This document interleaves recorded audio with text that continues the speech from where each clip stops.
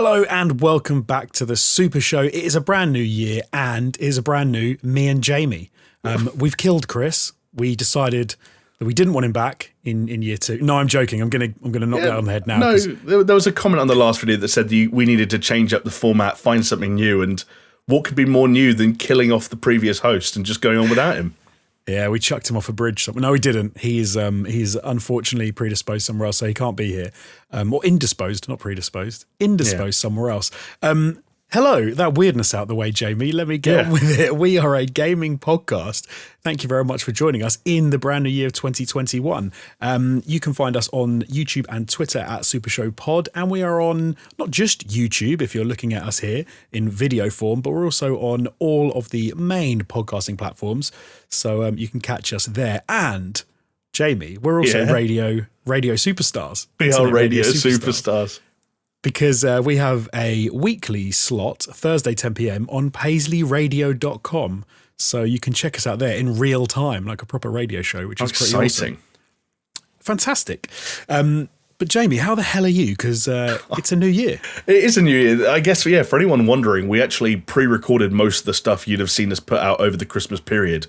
We had one video that I think went out around Christmas Day that was entirely obviously pre-edited because it wasn't a podcast, and then our sort of New Year'sy podcast was also recorded even before Christmas. So this is a strange thing where it's the first time we've sat down to talk properly this entire year. It's the first time we've sat down to do a podcast this entire year, and yet we're missing one of our brothers in arms. And it's not Chris's fault before anyone jumps to any conclusions. No, he didn't just get trashed so badly over Christmas that he couldn't. It's not some hangover or something like that. Hey, we're all getting older, and hangovers last longer and longer, but that is not it. So hopefully he will be back, raring to go next week, and we might do something cool, but we'll see. We'll see how we go. We've got some ideas.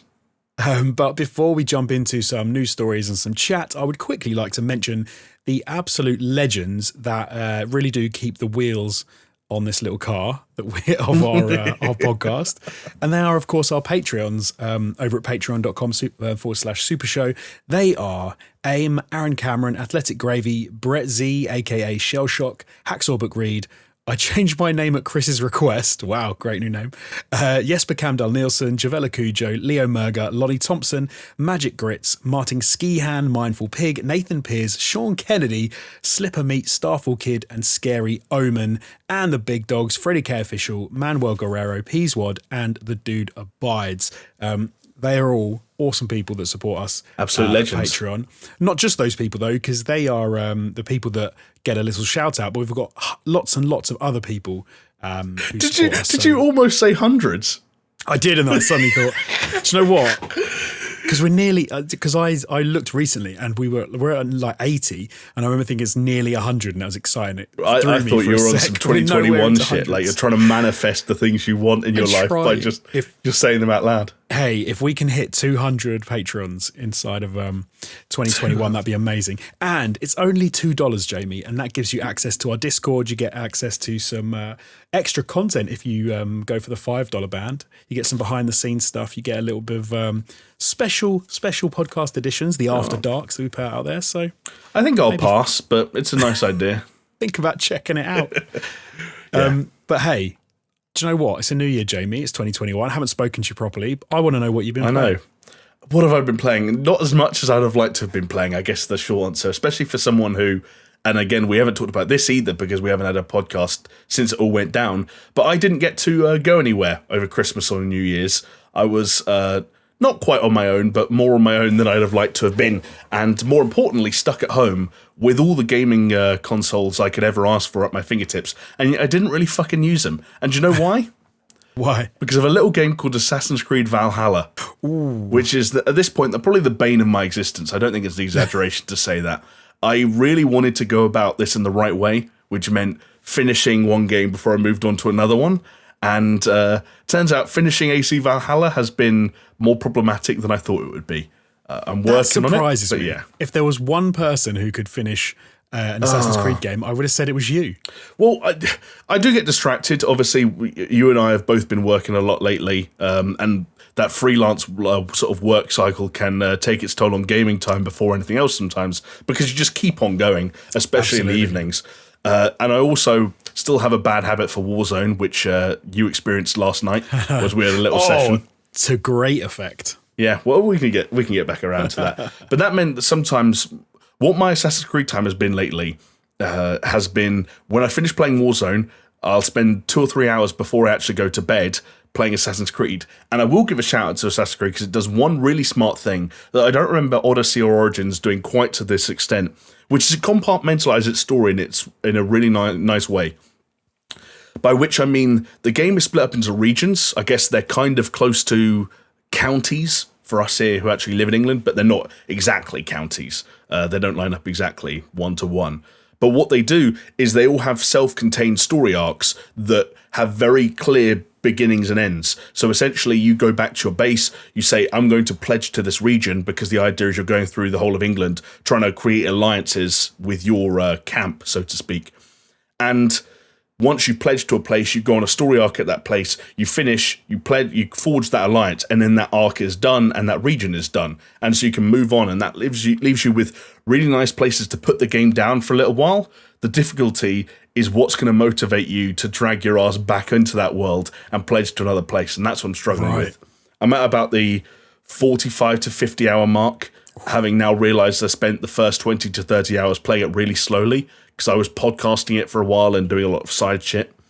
It's a struggle. And let me just say, Jonesy, I got some games for Christmas. Half of them are behind me, if anyone can see. Like, shall I show them? Yeah, let's have a look. Let's see what you got. This isn't even all of them, because I've already played one of the new games I got. So I've got Immortals Phoenix Rising, still sat there sealed. This is a side one I don't need to be playing. NBA 2K21, sealed. Watch Dogs Legion, sealed. Sackboy: A Big Adventure, sealed. Demon's Souls, sealed. And then weirdly enough, a physical copy of the PC version of Cyberpunk, sealed. And I think anyone that knows me well enough will take that, and my mother was foremost amongst this, will take that as the truest indication you could get that we have in fact been busy and we're not sitting around with doing fuck all and wasting time playing video games. Absolutely. But yeah, the one thing I have played some of, and I'll give a quick shout out to, or not, though I can't go too deep on it, is Hyrule Warriors Age of Calamity. That was originally part of that haul, but because it's a Switch game, I found it a little bit easier to sort of tuck away at night, so to speak. Sure, yeah. A couple of hours here and there. I think it's okay. It is one of those Warriors games that benefits from all the Breath of the Wild elements that it picks and chooses from, and even some story and setting elements that lift up, that kind of like raise the level that those games sometimes peak at, but not quite to the extent that I'd have liked. It does still feel like I'm playing a Dynasty Warriors clone where I'm just mashing buttons over and over again and watching hundreds of people like fly back in the air backwards. But that's not a terrible thing. No, sometimes you want a bit of that, don't you? Yeah, that's plus all you want. Playing a bad game before you go to bed, what more could you ask for? It sends you right to sleep. So it's the perfect remedy. About it. Exactly.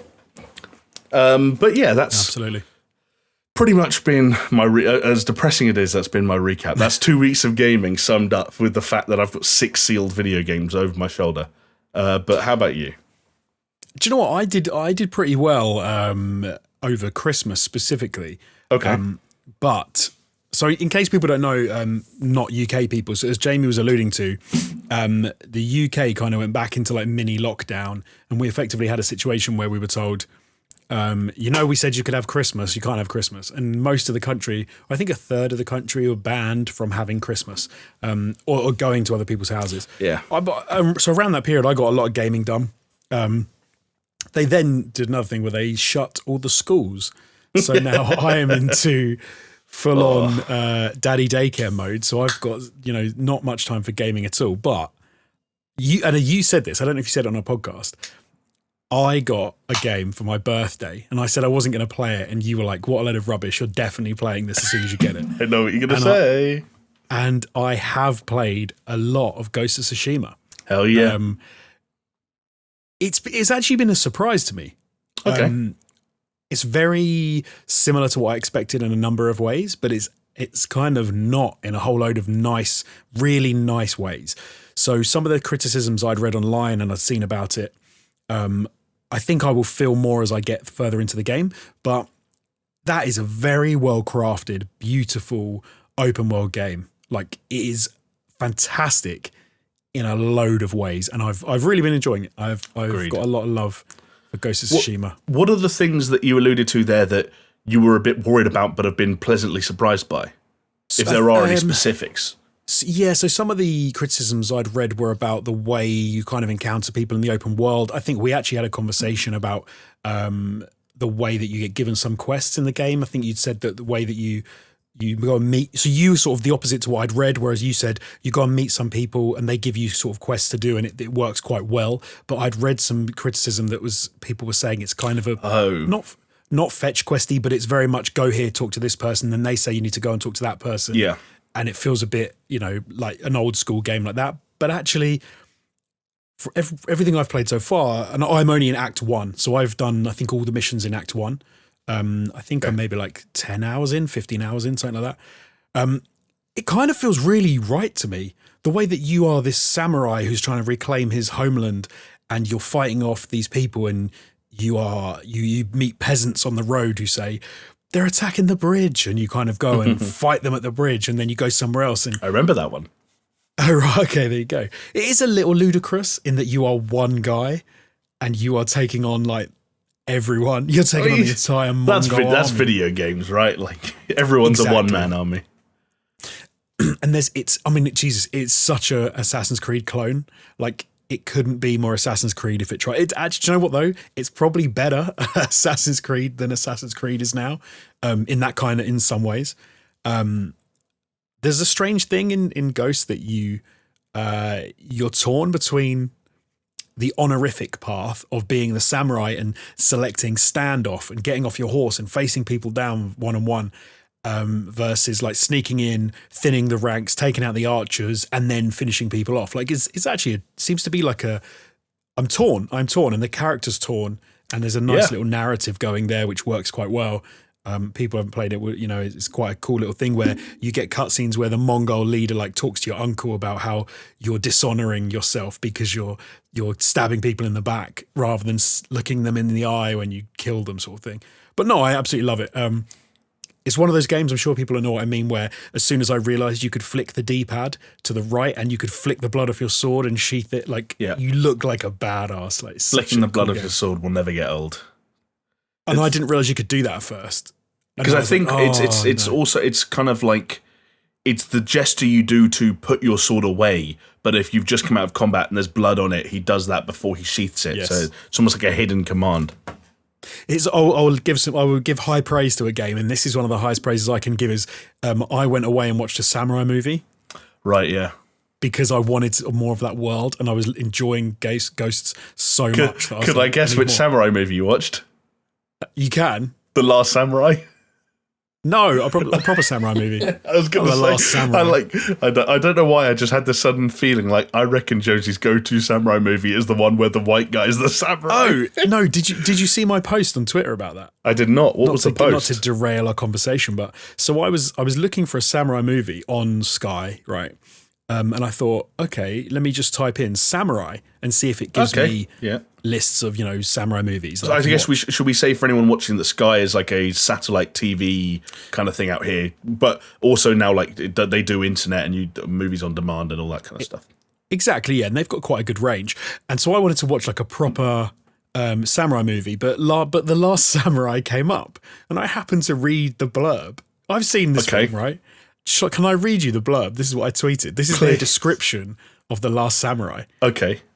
And this is all it says. There's no other description for the film. It says, The Last Samurai. This film has outdated attitudes, language, and cultural depictions which may cause offence today. Epic adventure with Tom Cruise violent scenes. That's not like there's not a distinction there. Like one part of that was a disclaimer and the other part is the synopsis. That's all one thing. Yes. So the last bit, the epic adventure, is a different sentence, but it doesn't tell you what the film's about. What the fuck is that? I mean, they're right, but you don't learn anything from that.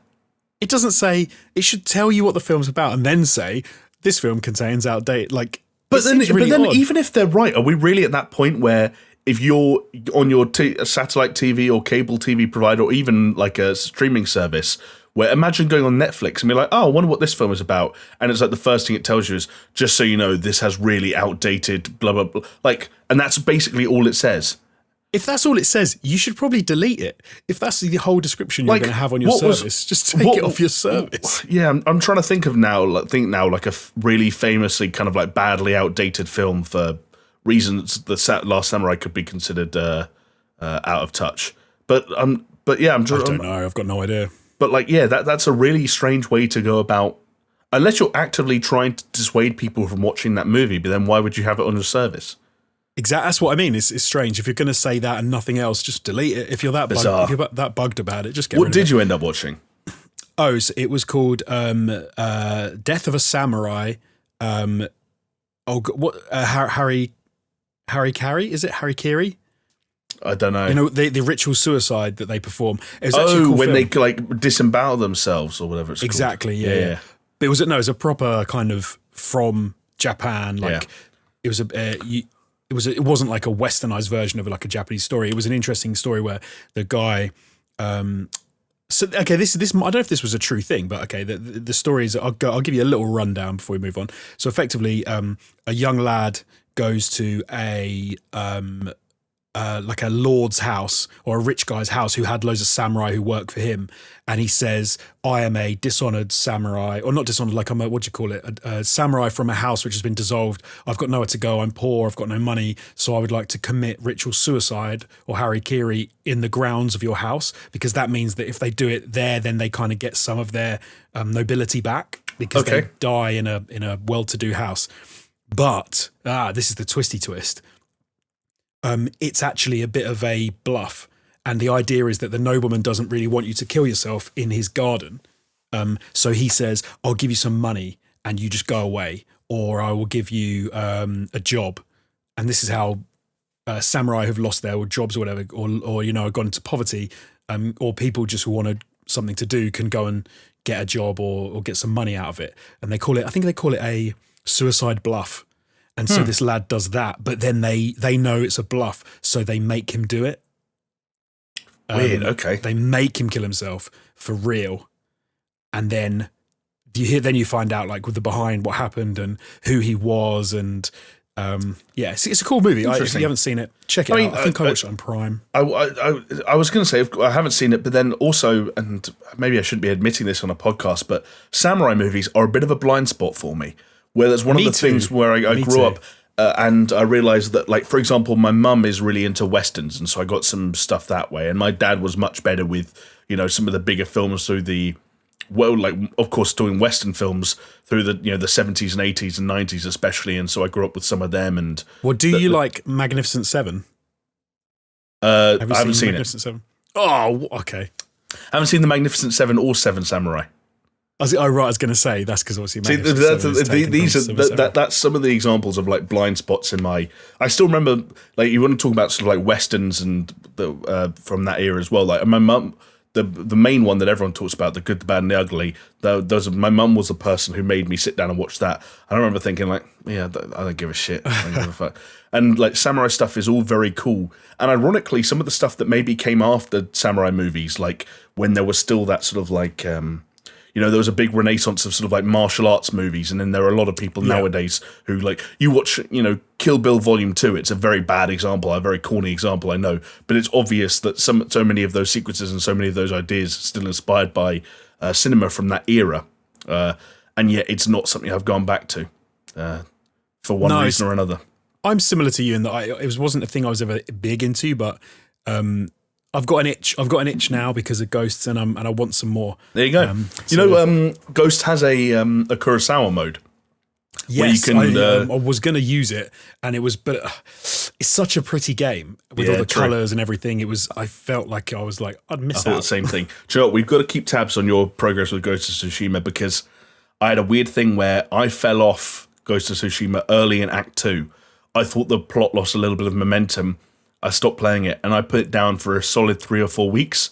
Came back, said to myself, I've got to finish it. And for whatever reason, once I got over that hump, loved every second of the tail end of Act 2 and Act 3.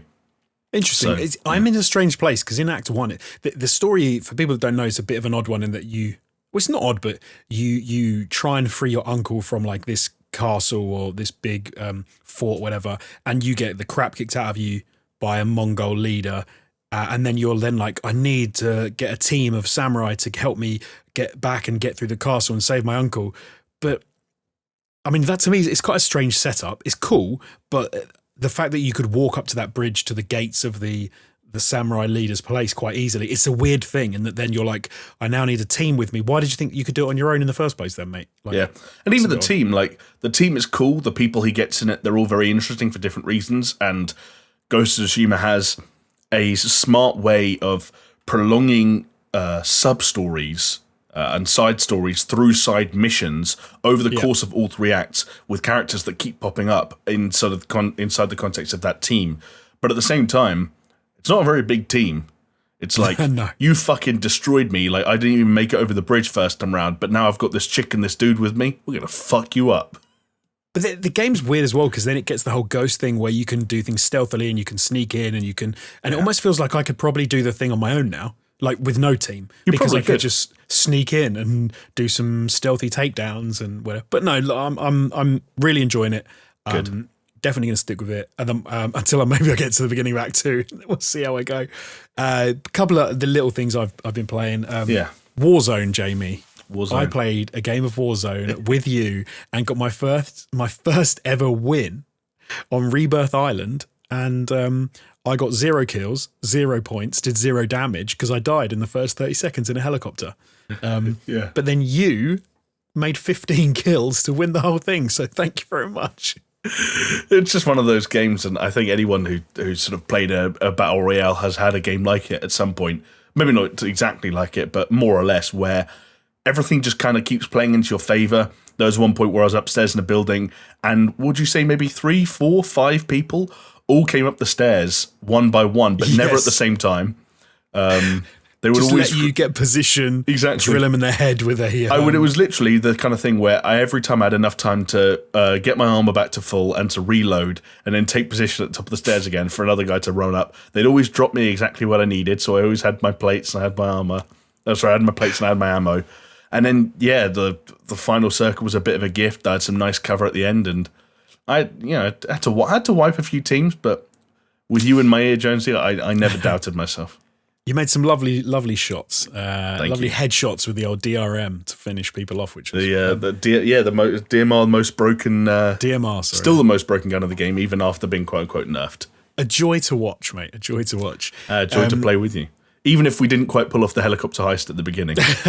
Yeah, my great idea. We can see, okay, it wasn't crazy though, right? Anyone thinking I'm crazy, I'd played Rebirth Island before and I got in a helicopter, sat in it for 20 minutes, got all the way down to the final 2 teams, and it was just me left and this other team. So I was telling Jamie and Martin, who we're playing with from Just Interesting, that, hey, this is a great plan. We get in a helicopter, we'll just circle around once you guys have got some guns and stuff. And then me and Martin got blown up almost straight away. So you were trying to save my life while you did it, though. That was the thing, is I actually went down very early and you guys flew the helicopter alongside me and Martin was shooting out the side. It was very cinematic. And then all 3 of us died.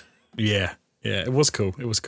But no, that's pretty much it for me. I've put Cyberpunk on a back burner. Anyone who's wondering, isn't he been playing really? Cyberpunk?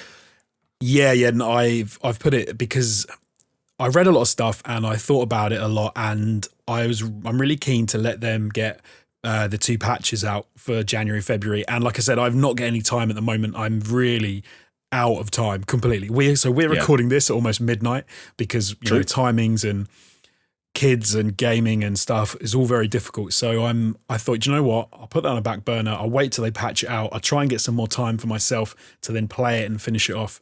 But actually, we will talk about a bit of Cyberpunk after the comment of the week. So should we roll through that, Jamie? Then, yeah, somehow that fucking video game is still in the news. Just when we think we've escaped it.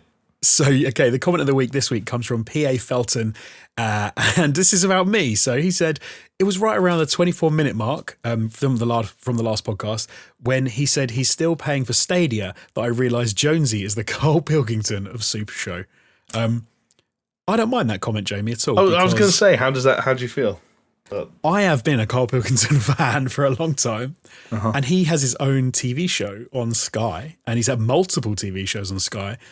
So Sky, if anyone from Sky is listening, hit me, not the people we know, but other people. Drop me a line if you want a star. I will say, even if you do embrace the Carl Pilkington sort of title within the Super Show, it's not quite as sort of. I always felt watching that show when it saw the Ricky Gervais show, whatever it was called, and Carl was kind of the guy that they almost brought in as a guest. It was almost like two guys in Ricky Gervais and Stephen Merchant that had gone to the zoo and were kind of like poking this animal that was on the other side of the cage and hoping it said funny or more often than not dumb shit. I don't think you're at that point with your relationship with Chris. Not yet. Maybe when it comes to gaming. I don't think we bring you on just to prod you and say dumb stuff. That's not fair. Maybe 2021's only just started, so we'll see where we go from here. Yeah. But hey, okay, but on the Stadia point, right? P.A. Felton, let me answer your question. You haven't got a question, but let me answer anyway. Because so my thing with Stadia, if you've hung around ATG or SuperShow for a decent amount of time, you'll know that Jamie and I have this ongoing thing that I think cloud gaming is going to take over. Consoles are going to diminish, and that's going to be where it's at. So I have kind of been wedded to the idea of cloud gaming, and Stadia, when they very first announced it, for me, seemed like it could be the first step on that road. It was a big company putting out games there, and we were like, Netflix for games. You can play any games you want with a minimum minimal subscription.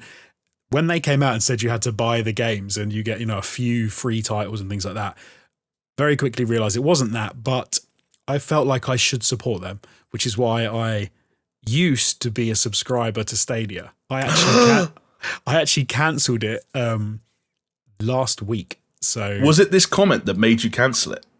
No, it was I don't want to get into it, obviously, but due to the whole situation in the UK and schooling, childcare, whatever, I'm effectively going to be probably doing a lot less working and a lot more looking after kids than I have been. So trying to tighten the belt, cut costs where they can be cut. And do you know, one of the things I don't need on a monthly basis is Stadia. So true. Yeah. Wow. So I mean, you know what? It almost came up trumps for you when there were those very odd reports that emerged just a couple of weeks ago now, where people realised, actually, when a game like Cyberpunk 2077 comes out and old consoles are falling over themselves in their attempts to run that game at an acceptable frame rate, Stadia could have actually been there for anyone bold enough to buy and, I guess, theoretically own a game on Stadia. I personally don't know anyone who took the plunge, and I don't know if anyone really wants to start building out a library on that platform. I can't blame them either. But that was an interesting use case. Not one that you should rely on for your purchasing decisions in the future, but certainly interesting. Like anyone who knew a PS5, an Xbox Series X, or a high-end PC was completely out of reach for them and desperately wanted to play Cyberpunk in a better state than they could as it was. Well, for me, like Stadia, just have the first 3 hours of every game free. Mm-hmm. For anyone who's got a paid subscription. Yep. Just imagine if you'd have said to people, $5.99 or whatever it is, $6.99 of Stadia, and you can play 3 hours of Cyberpunk. You would have had like thousands of people signing up just to try that game out, just to see what the experience was like. You would have even had people like me that already owned it on console, playing it on Stadia to see how it compared. Like they are such a bizarre sort of department of Google when it comes to this is how we're going to run this. It's such an odd model, man. And that's why I'm still. I think you and me still have a debate that's worth keeping an eye on, because what Google Stadia has illustrated is not that there's no demand for a product or a service like that, or that it doesn't serve any purpose, but just that Google haven't executed on everything they needed to in the way that made the most sense for the kind of people they're trying to appeal to. So when you hear that Amazon are I actually don't know what the latest is on their effort, whether that thing is, available to the public yet, or whether it's still in some kind of beta form. But when they're talking about what they're talking about, which I believe, have you heard that they're kind of doing this idea of channels, like you might subscribe to the Ubisoft channel for like a certain amount per month, and then you have access to that small library of games. If that's a thing that works out in terms of the relationship between the service provider and the publisher, and also intrigues players, then that could be an interesting possibility. Because for as much as it's easy for us to sit here on a podcast and say to companies like Google and Amazon, like, you guys are dumb, you're doing it all wrong. Like, if they both went into this scene and didn't try and create a Netflix-like solution in terms of the library of games available to people, then there's got to be a reason for it. And I don't think the reason is as simple as they just want more money. But maybe I'm wrong. I'm sure the problem at the moment is, like how much it costs to provide the service versus how much they want to get out of it, etc., etc. Yeah. But for me, and I think what happens in the long run is, and why you see things like Netflix becoming a reality, is the technology catches up with the desire to implement it in a certain way, right? Like, you couldn't have had Netflix 10 years ago in the way it works today, because people didn't have the internet connections 10 years ago. You couldn't have had. That's why Blockbuster still existed, right? And maybe in however many years' time, computing, server side stuff, bandwidth and stuff all become cheaper, that they can provide it. Who knows?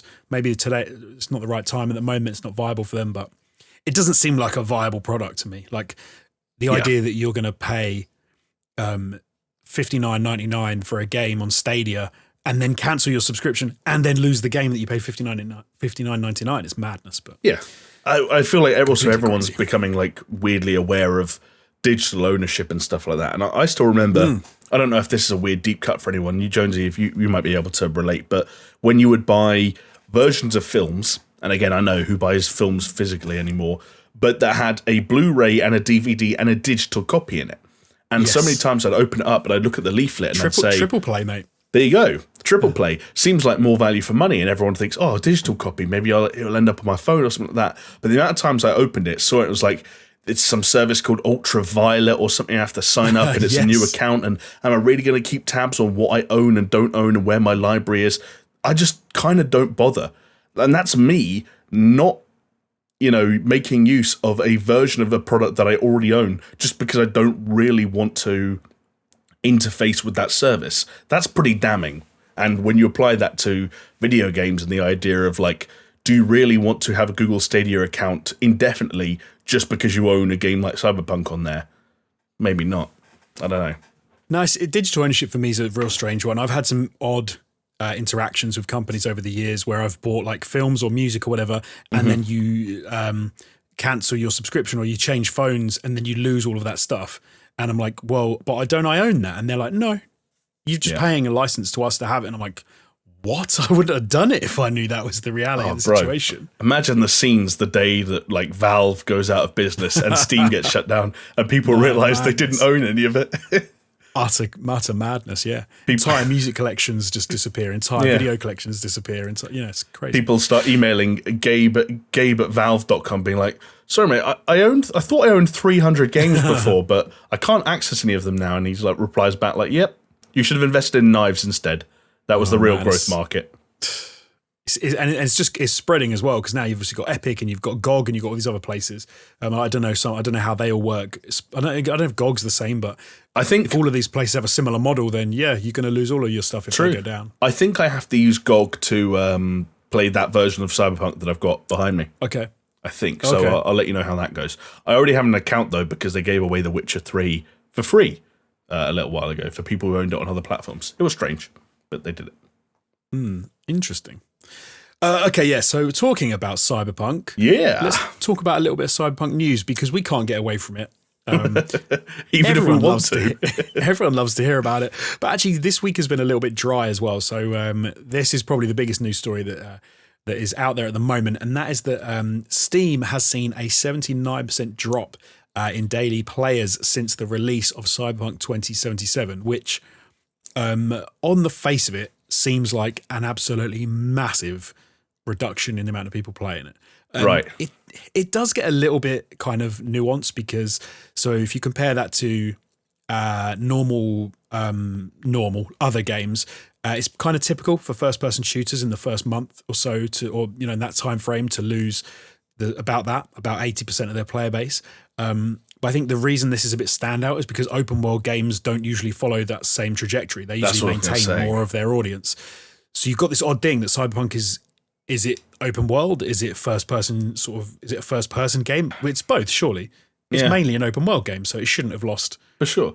If you'd asked me what I expected to see from this kind of the statistics around this stuff prior to release, I'd have said that Cyberpunk should have followed a similar trajectory to, Bethesda's open world RPGs, your Fallouts and your Elder Scrolls games and so on and so forth, in that, yes, there's going to be a certain amount of fall off because it's single player and there might not be that much repeatable content and so on and so forth.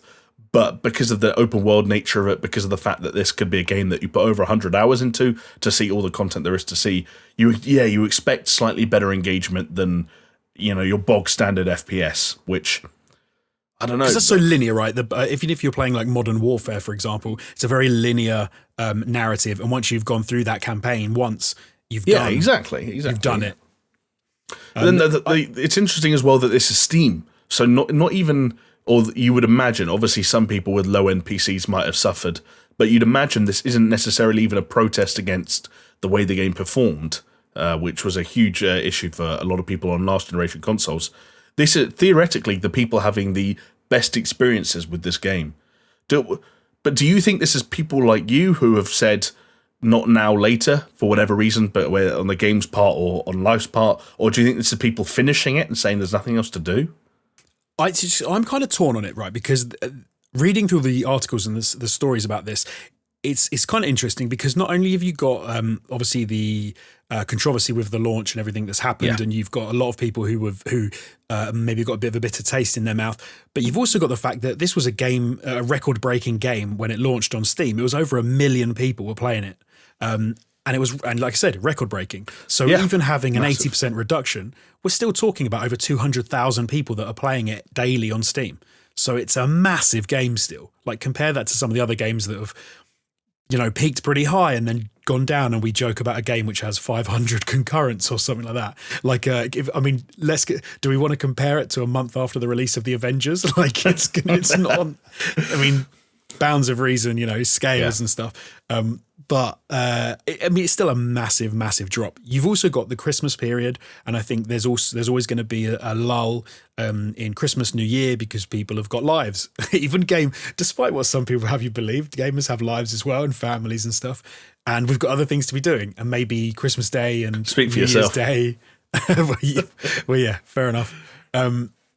There's other stuff to do, and maybe those, we're going to put a game away for a little bit. So maybe some people did tuck it away and think, January's nearly here, it's Christmas Day, I'm going to hit it again after they release some more stuff.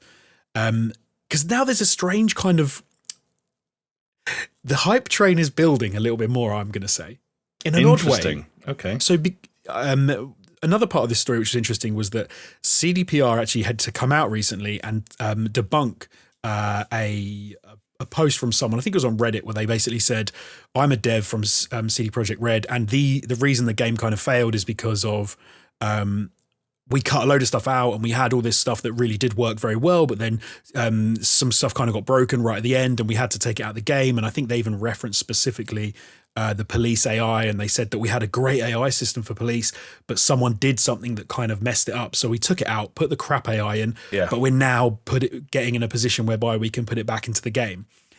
And that was a very popular story.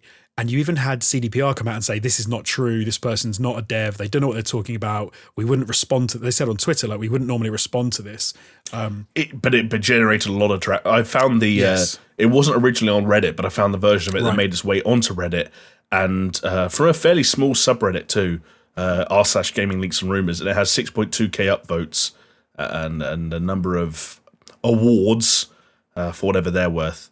So yeah, it was, like you said, it was picking up some steam before CD Projekt Red and Jason Schreier stepped in to try and debunk Jason it. Schreier, I think he referred to it as fan fiction, right? Yes, he did, yeah. Which is great. Okay, do you get what I mean if I say the hype train's starting again, when people are then believing a post where they say, oh, it's coming, all of the things that Yes. make Cyberpunk perfect, it's coming. Well, yeah, because like this is the way we're geared, right? It's all very reactionary and it's all short term, and it's something that those are terms and ideas that we throw around a lot, and we all acknowledge, and we're all capable of doing in some respect or another ourselves, and yet we don't check ourselves when we're actually doing it. When No Man's Sky was at the Game Awards just a couple of weeks ago, and you and I were watching it live, and No Man's Sky won Best Ongoing Game, no one that I know or speak to or interact with, be it in person, in the flesh, or online anywhere, through all these different communities, stood up and said, this is outrageous, this is bullshit, No Man's Sky should never be awarded for anything because they should still be apologising for everything they did to us at launch. They should still be apologising for the broken nature of the game. They should still be apologising for the lies. Sean Murray should never be given a platform because he looked in the eye, he went on Jimmy Kimmel or Jimmy Fallon or whatever he went on, he looked in the eye and he lied to us. And that's why I will never accept that No Man's Sky... Do you know who said that? No one. Now, partly it's because it's been a few years, and maybe a few months will be a different story for Cyberpunk. But we all like rooting for the underdog at some point, and what this process has done eventually, and it's still the process. I believe is still going on, sort of rumbling away beneath the surface. Has made CDPR and as by consequence Cyberpunk the underdog. And I think when we're talking about, I mean, I don't believe this leak, and I don't think you do either. But let's say what the time frame that it keeps referring to of June. Let's say there is a refreshed and rejuvenated, almost bug-free version of this game that's working well on all platforms, and maybe even has some new content put in for good measure, and so on and so forth. Who doesn't want that? Who wouldn't celebrate that? And I think we'd all pretty quickly forget about everything that went wrong. I honestly think we would. Some people wouldn't. I'm not suggesting everyone would. There's a lot of anger, a lot of vitriol out there, and a lot of it is justified. But I think the majority of people, like you said, Jonesy, can feel the murmurings of some kind of revival, some kind of comeback story, like a phoenix rising from the ashes, and they like it and they want it, and I can't really blame them that much. It's interesting because you talked about No Man's Sky, because actually. There was none of that with No Man's Sky. I was someone who enjoyed that game, who thought I actually don't think that people were fair to them in some respects. I think people were right to call them out, and with No Man's Sky, with the stuff that wasn't in the game that they said there were. But I don't think it was quite as bad as people made out at the time. I think Cyberpunk's different. Cyberpunk is bad and probably worse than a lot of people have said. We talked about this is Steam, so this is PC versions. I actually think they underplayed how bad it was on PC. Because people kept talking about how, it's consoles, the poor console people, the poor PlayStation people, the poor Xbox people.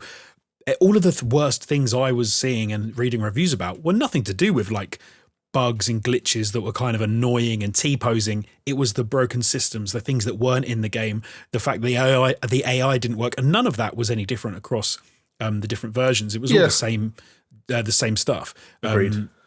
So I think the problems that they have, the difference I think with No Man's Sky was there was no murmuring, there was no hype train, there was no this game's going to come good. It was like, let's just chuck them on the fire because they've lied to us, disastrous. But then over the years they gradually kept releasing stuff, kept putting out new patches, kept doing things, and they kind of rebuilt this. They managed to build back up, a lot of respect in the industry, and people saying, wow, they've done insane amount of stuff that we never thought they'd do. Cyberpunk's a little bit different because we apparently are already kind of giving them a weird pass by believing that it was gonna be great. But it was the evil overlords of CD Projekt Red who put it out before it was ready, but the devs had made the perfect game.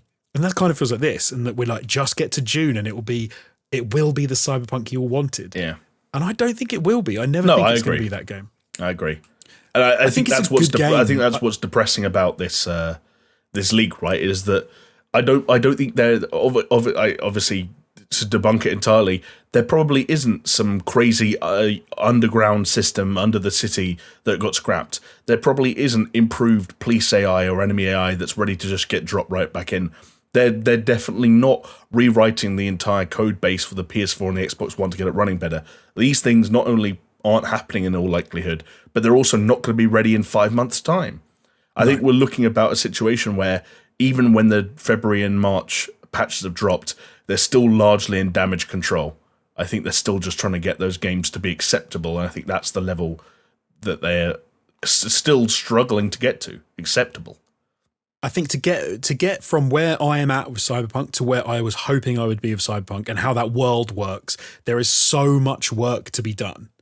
For me, it's a year away at getting halfway there almost. And we've spoken about it before. I never think they're going to get to the point that people think they're going to get to by the second patch in the earliest year. I don't think they're ever going to get there on the PlayStation 4 and the Xbox. I agree. I don't think it's possible. I think not having it as buggy as it is, but it's always going to look the way it looks. It's always going to play the way it plays. And again, it's a very good game. It's a game that I'm definitely going to go back to personally. Like I said, I've put it on a back burner for until the patches come out, just to get rid of some of the bugginess. Because for me, the game, I'm still enjoying the game, but the bugs can be a real pain in the ass. But the things I really wish they'd fix are the issues with the game. But I'm already resigned to the fact that those things are never getting fixed. So I'll make do with the bugs getting fixed. Yeah. And then I'll finish the game and delve back into that world. I think that's what we're going to have to live with. And I'm right there with you as someone who owns a copy of the game on PC but is waiting.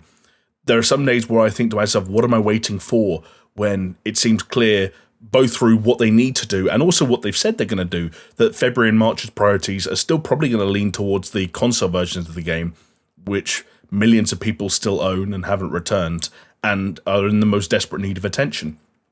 Yeah. I guess, but there's always that glimmer of hope. But then sometimes I wonder, I forget if I've said this on the podcast before, but I remember there's an analogy you sometimes hear about game development and finishing a game. And I think as editors, we can also relate to this to a certain extent. And I always heard this said about Red Dead Redemption. And the reason Red Dead Redemption was never ported or remastered into any other console, not even the PC, is that sometimes getting a game over the line and finishing it and getting it out there is a bit like when you're going on holiday and you filled up your suitcase so much that you have to sit on it for half an hour. You get the family in, everyone sits on the suitcase, and just the two bits meet, and you get the clip down, and it's like, oh my God, we fucking did it. We've got more shit in the suitcase than ever should have been here. And just as you're celebrating and high-fiving, your wife walks into the room and says, "Can I slip this pair of socks in there?" That pair of socks is the patch, is the thing that fixes the bugs, is the thing that improves the AI. And there must be, I don't know if that analogy flies when it comes to Cyberpunk 2077. I don't think anyone outside of CDPR knows that for sure right now. But I always remember that when it comes to game development, that idea of like, it's the reason every Warzone patch is 50 gigabytes when they tweak a gun. Because game development isn't like, oh, I'm just going to go into the .ini file and remove and turn the bug slider down. No, like they have to open the whole suitcase, put the sock in, and then repack the whole thing. Exactly, and then release a 150 gig update. Yeah, exactly. Which, yeah, and then hope that sock didn't dislodge or displace anything else in the process. Yes. Hey, we fit the socks in there, but now one of your we closed it and then realized one of your flip flops had slipped out the side and we didn't notice. And we didn't notice because there's no way our team of even 1,000 testers could possibly replicate the scenario of what happens when 8 million people pre-order a game and all play 5 hours straight at midnight at launch at once. Because those are scales that we're not able to replicate, funnily enough. Game development, huh? We don't even do it and we joke about it. It's really, I find it so interesting. I mean, game development is kind of crazy because I think one of the things they do so well is they make us believe they can do stuff they can't do. And I think that's part of the problem.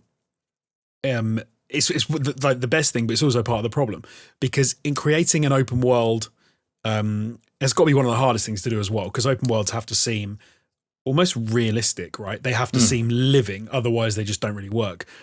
And I think one of the things they manage to do, that the games that do it well, is they manage to convince you that the game is more than a bit of terrain, a couple of characters who happen to start acting in a certain way when you get a certain distance from them. And they have to kind of convince you of more of it. And it's very, very easy, I guess, to get a few of those things wrong or for the game to be bugged in a certain way that you just start to see those edges and it ruins a lot of the experience. And I guess that's what they've got to try and do. And like you said, sticking one patch over one area is not going to change fundamentally, like huge parts of the game in order to make that world seem like that it works for everybody. It's Yeah. they need to do so much to it, which is and it is a shame. Like I really hope they do, because I do really like that open world, and I think I can see through like some of those edges that if they manage to sort out some of that stuff, it would seem like an immersive, really cool like open world. But again, it's going to take probably years. I said a year. Maybe it's going to take years before that game feels like it should, and it will be when they feel brave enough to say, do you know what? None of this is coming to the current gen or previous gen. This is all PlayStation 5, Xbox Series X, PC, and onward, because we cannot do it. Yeah, exactly. I think there will come it won't be a popular date, but there will come a time where they come as close to cutting their losses as they can afford to do when it comes to those previous gen versions. Yeah. But I should also say actually that so you said the number 8 million pre-orders for Cyberpunk 2077. So up until the 20th of December, they hit apparently 13 million copies sold of the game. So let's put some perspective on this. They have made an extraordinary amount of money. They have sold a buttload of copies of this game. So chances are they like, because I think I said in a previous podcast that there was a really tiny part of me that was worried that because of the problems with the potential lawsuits that were coming and because of refunds and things, could there be a possibility that the game would never get finished because the company would get into trouble and that? I mean, I think no, this game's massive, it's epic. They've made money. So let's cross our fingers. And plus, like, I know not all investors are particularly smart. And it was funny, if you listen to that emergency board meeting or whatever it was, it's clear that some investors are more clued into what's going on with the game than others, and that's always inevitable. Sorry to interrupt you, but some of those people on that call, genuinely, I was like, do they even know what they're talking about? Oh, Have they ever played a game?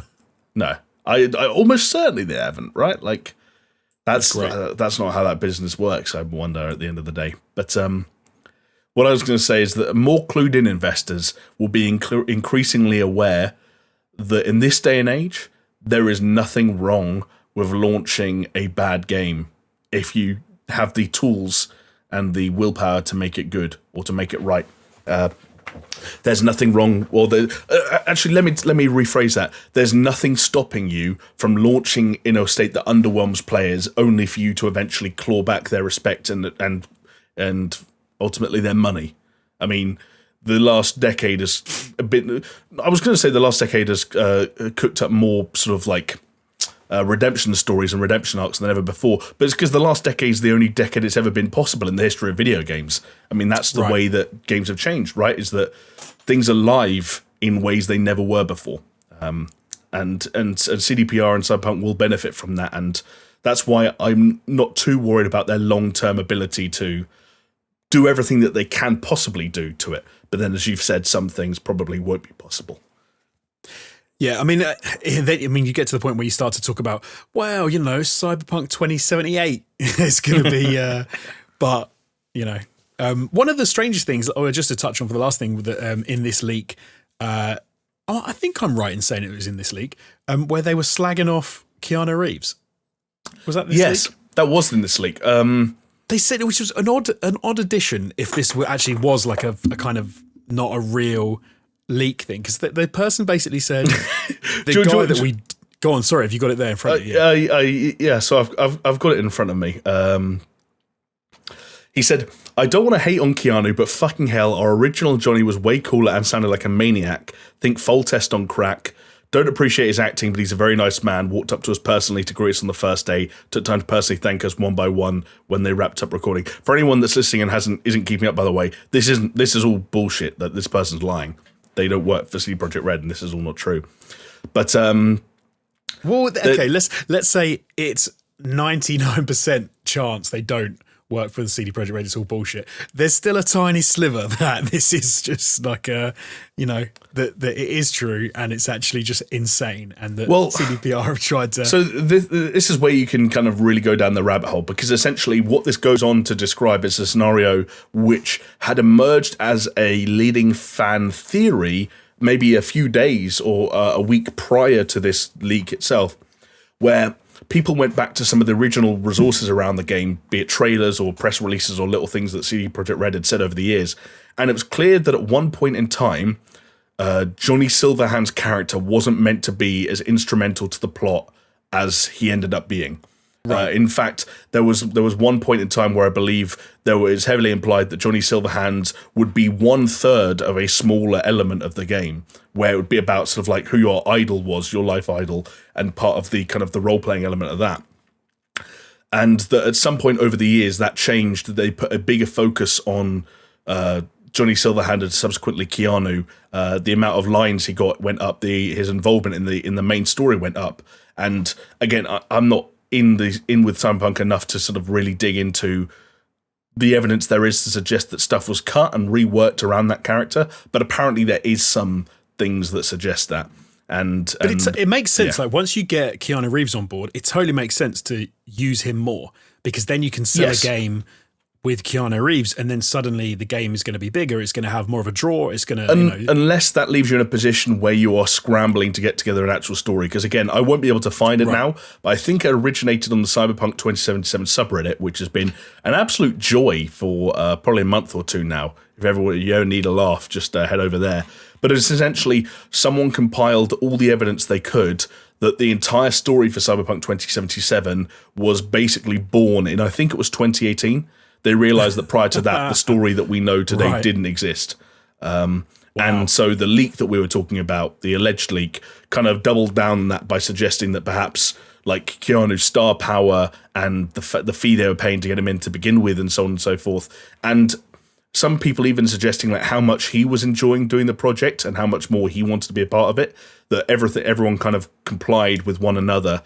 And soon Johnny Silverhand and Keanu Reeves were a bigger part of the project than initially intended, much to the annoyance of certain alleged CDPR employees. I feel like I need to put the word alleged in there, every other word, just in case. Like there was, because I know that in one of their Night City Wires, they actually talked about some other ideas of who they wanted to play Johnny Silverhand. And one of the strangest ones I remember them saying was they were thinking about resurrecting a dead rock star, which of course would got have been everyone cool. going, who the heck were they talking about? And immediately I thought Kurt Cobain. I was like, are they thinking Kurt Cobain? Is that who they're thinking? Yeah, and you know what, that would be, I don't know how you go around resurrecting Kurt Cobain in terms of sort of likeness and voices. You'd probably piss a lot of people off. But it would be a terrible idea if they did that. When you say it as Kurt Cobain, I'm like, yeah, don't do that. But when you say about the idea about resurrecting a dead rock star to play that kind of a role, I'm like, yeah, do it. It's just the issue is no dead rock star for reasons of, about life and death can voice themselves. I'm not much for scientists, but that much I gather. You must be able to get a decent sound alike, because one of the pluses about the fact if someone's dead is if they've been dead for a while, you haven't heard them talking for a while. So, no one knows what that person sounds like anymore. Yeah. To be honest, I wouldn't be able to play a Kurt Cobain inspired Johnny Silverhand and identify someone that. Well, obviously I would know it's not Kurt Cobain, but I wouldn't know how right or wrong they sounded. I think because when I heard about that, I thought it suddenly made me think of not a dead rock star, but thinking Kurt Cobain. I suddenly thought how good it would have been if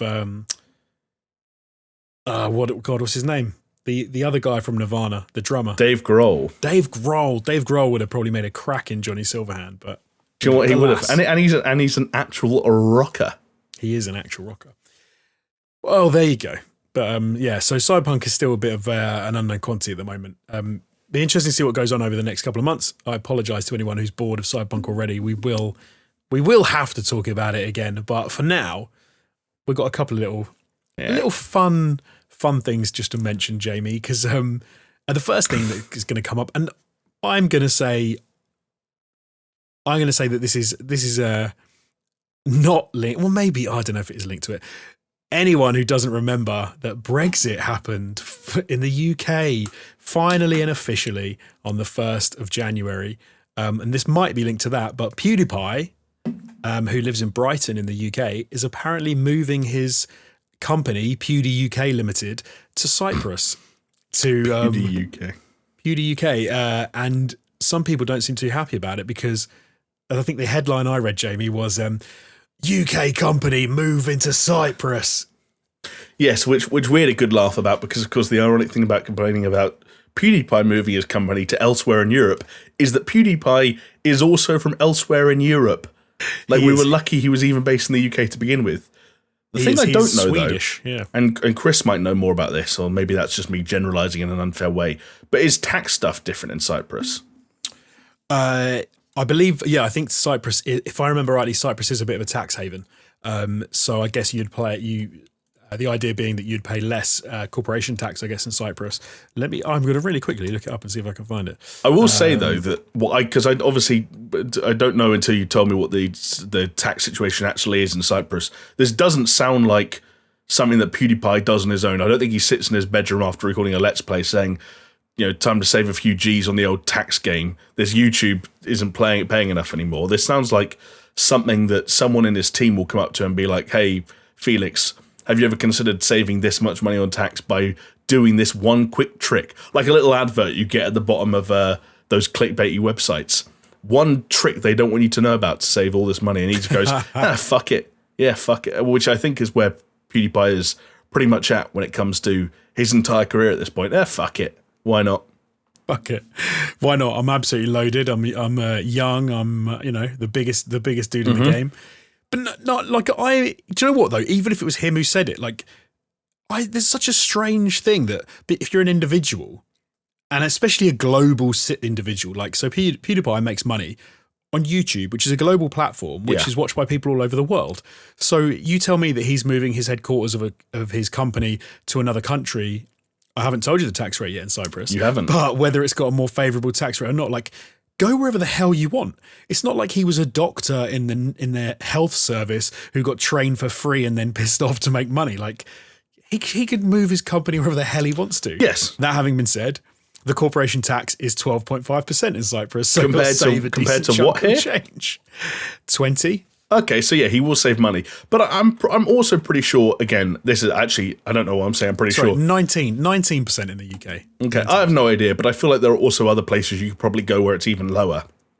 I'm not suggesting he isn't trying to save a few quid, but But if you're an international company and you operate on the internet and it's global, it's almost like you almost have to say, it's almost a strange decision to decide not to have the headquarters of your company in a country where you make money and you have people who would watch your content, because YouTube is global. It's almost strange to not move your headquarters there because it's effectively going, I want to give a few million a year to this, to the country that I live in. But as someone who lives in the country that he's taking money away from, are we meant to be angry at this? From what I read, I think I'm supposed to be angry, but I can't be because he's not like I said, if he was making money from you people in the UK, like when Amazon and Starbucks or whatever were selling coffees in the UK and then not paying any tax in the UK, be annoyed about that. That's fine. But most of his views don't come from the UK. Probably sells merch to a lot of people in the UK. He might do, but I guarantee that he sells it globally as well. I guarantee the vast majority of his views aren't from the UK. No. I don't know. If we're supposed to be annoyed about this, I can't be. I'm like, Felix, fill your boots, mate. You might as well. Is that if you were a celebrity, would you do one of these offshore accounts? Would you be in the Cayman Islands or whatever they're called? If you Swiss bank account, Jonesy. It depends. So if it depends, right? If I had a company that made all of their money in the UK, operated in the UK, everything was in the UK, then I would stay in the UK. That's where my headquarters would be, because I feel like you should, right? That kind of makes sense to me. But if you're an international company, I think do whatever the hell you want.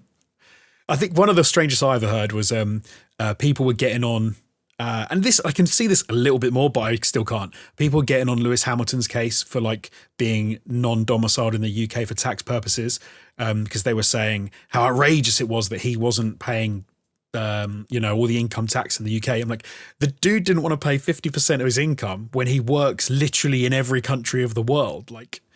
What a surprise. Yeah. It's not that surprising. Those people literally travel from country to country to country. And do you know who the bloody worst are at this, just in case anyone's wondering? The film industry are absolute hogs when it comes to, they set up companies when they go to a country and they get tax breaks. And they get weird backdoor deals where they almost get paid money to make films in certain countries. It gets very strange. Yeah. If you want to be pissy at film companies for doing it. Yeah, but then also like the countries make the rules. Like when Vancouver or whatever city it is, it's like, hey, come and pretend. Canada, it doesn't matter if it's New York, LA, whatever city you need. Come here and pretend that it's here. Like, and we'll give you money for it. Like, who wouldn't take that deal? Yeah, no, that's true. That's very true. And now that's what those cities are famous for. But no, I think like more power to PewDiePie. He's got a company, he makes a shitload of money. Do you know what? I bet he spends a lot of money because he lives in Brighton. I bet he spends a lot of money in the UK. So I'm grateful for those bucks that he didn't keep it in Sweden all this time. I bet the Swedes are more annoyed that he's kind of probably, yeah. They're probably thinking actually like, fuck, couldn't you just bring it back over here? I don't know. Does he count as one of their biggest exports now? What else is Sweden famous for? Oh wow, he must. IKEA, meatballs. IKEA. Joel Asp. Yeah. Joel, any Swedes in here? Joel, comment. Tell us. Are you annoyed that PewDiePie is moving his company to Cyprus? Would you like his tax money? But there you go. That was a random little story for you there. Not even really linked to gaming, I suppose, but kind of. Tangential. It's been a slow news week, and I know we've used that excuse before, but it's been an actual slow news week. Funnily enough, first week of the entire fucking year. We don't have Chris here to lay on all the controversies and rant and stuff. Exactly, like he normally does. We've got to make up for it. We've got to make up for it. So the last news story that is gaming related, Jamie, is about Minecraft Earth being axed. Yeah, the day has finally come where the game that no one even knew was out is going away again. Do you know the day that I learned of the existence of Minecraft Earth, Jamie? It was today. Because you told me about it. Yeah, well, this was kind of an interesting one, I guess, because like we said, it's been in slow news week. This is technically one of the biggest stories that we noticed as we were doing the rounds just before we recorded. And I guess what's interesting about this is less so that Minecraft Earth is going away, because as we just illustrated, when people don't know about a game, we can't be too surprised when it fucking disappears again. That's what Amazon experienced with Crucible earlier this year. Make a game that no one fucking knows exists and they won't play it. But what's interesting about this is that this was a full-on Minecraft project, I believe still developed internally by Mojang and obviously supported by, Mojang are still owned by Microsoft, I believe, so that was still the hierarchy there. But the more interesting backdrop to this, and this is something we were discussing about before, Jonesy, and arguably was the reason we included this story, is that while it seemed logical that Minecraft Earth would struggle the most it's ever done in its existence, its admittedly quite short existence, in 2020, because of the coronavirus pandemic and the fact that everyone was stuck indoors and couldn't play what anyone that didn't know, an AR game inspired by the likes of Pokemon Go, because they were stuck indoors. I should just say that they specifically referenced the pandemic as the reason as why they're pulling the plug on Minecraft Earth. The but that everyone's waiting for is that Niantic have reported that Pokemon Go absolutely shat on everything else during 2020 when everyone supposedly couldn't leave the house. So I don't know what the situation is there, but the numbers around what Pokemon Go was able to do this year were kind of spectacular. It was an interesting one for me as well, because when we were talking about it just before the show, like I actually told you about the fact that I just re-downloaded Pokemon Go today, funnily enough. And I didn't think about this before, but so my 4-year-old has got into playing Let's Go Eevee on the Switch, and he's absolutely loving it, and now he's obsessed with Pokemon. And so we were trying to figure out, like, I'm not that au fait, so we're trying to figure out how to get him, he wanted a Machamp, am I saying that right? A Machamp. And you have to do some weird trading thing. And basically, you can trade between Pokemon Go and Let's Go Eevee. So we were trying to figure out if this was doable. So I re-downloaded Pokemon Go. And my wife actually said to me, I can't believe we didn't think of this. When you're like taking the kids out for a walk, walking the dog or whatever, what a great thing to take and like let him play, the 4-year-old, when you're walking, because it gives him something to do when you're walking around. And he already says when we go for a walk, he's like, I wonder if I'll find any Pokemon in the woods today. So she sort of said, this is a great idea that he can play that. So I do wonder if part of the rise of Pokemon Go in the pandemic is people adding a little bit of flavour to, their daily exercise that they might be allowed to take. It's true. Because even in lockdown, as we are now here in the UK, we are still allowed, as you said, to go out at least once a day for exercise and for a walk. And yeah, maybe people wanting to spice that up a little bit. I will note that, however, what I'm reading from the Wikipedia article, that they did apparently implement new features which allowed players to play the game from inside their homes, Right. which saw a increase in the amount of monthly active users. That number rose by about 45% between January and August. January, of course, when most of the world was yet to actually fully feel the effects of the virus, and August by the time was the time the whole world was pretty much in the thick of it. Also, the game's revenue in 2020 was the highest in its history, exceeding even its 2016 revenue. In the first 10 months of 2020, the game generated $1 billion of revenue. Jesus. Yep. That is incredible. So, yeah, fair play to Niantic, but it does, again, to go back to the news story, create a fascinating contrast between the AR game that had its most profitable year ever in the midst of a global pandemic and the AR game that's shutting down.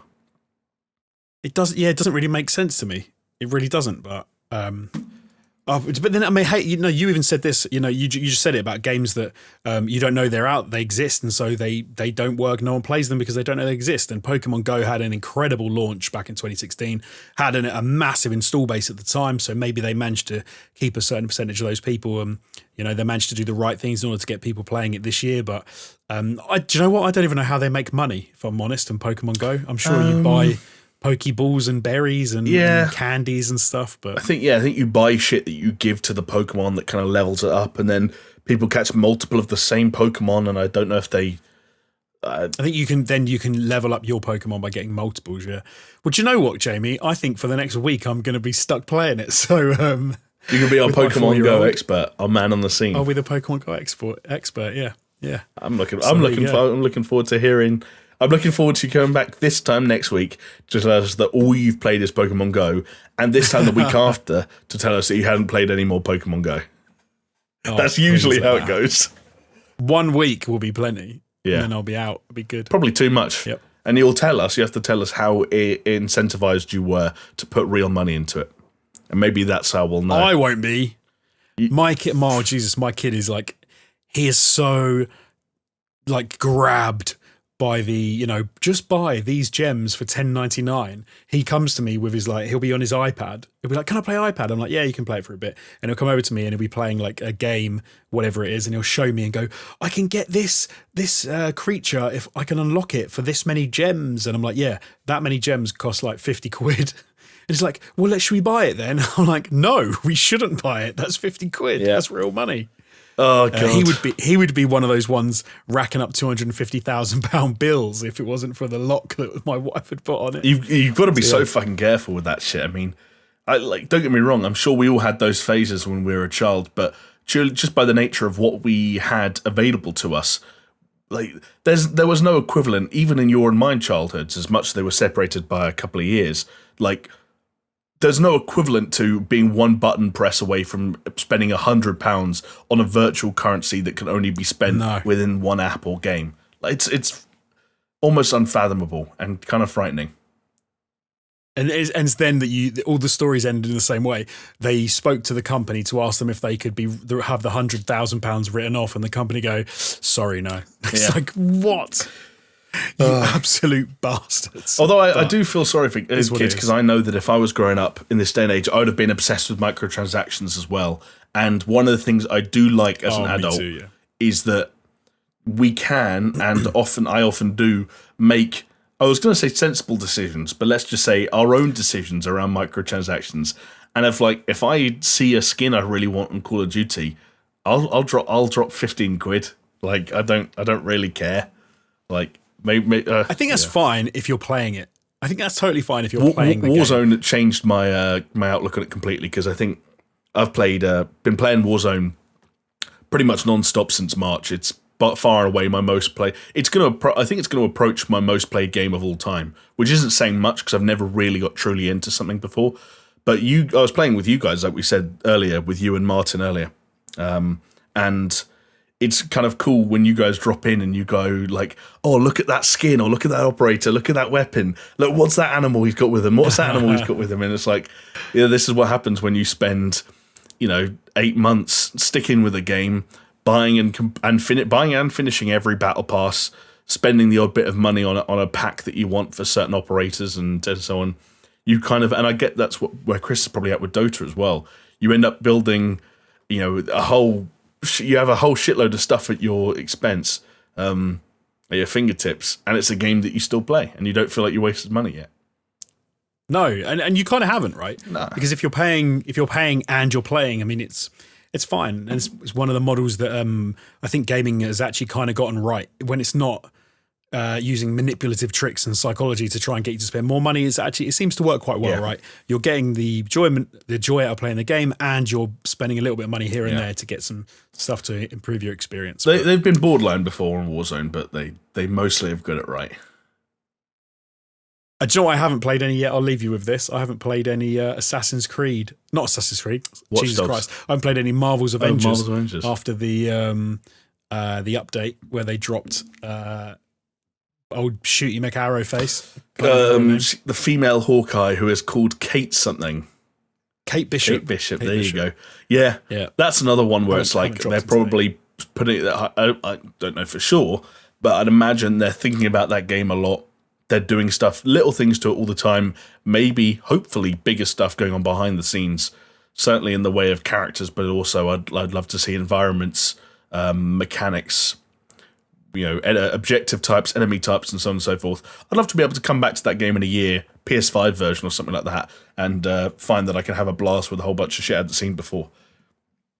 That's a game that they could, I think they pretty easily, not easily, but they pretty well could fix, in a way that people would be quite happy with, because they could build an entirely new location with some new enemies, effectively just skins, but they just look different, and get some new mission types in there. And I think you'd have a lot of happy people. But you would, it's sort of the bit different to Cyberpunk, and obviously that they don't have to rebuild the entire thing and create for 8 years.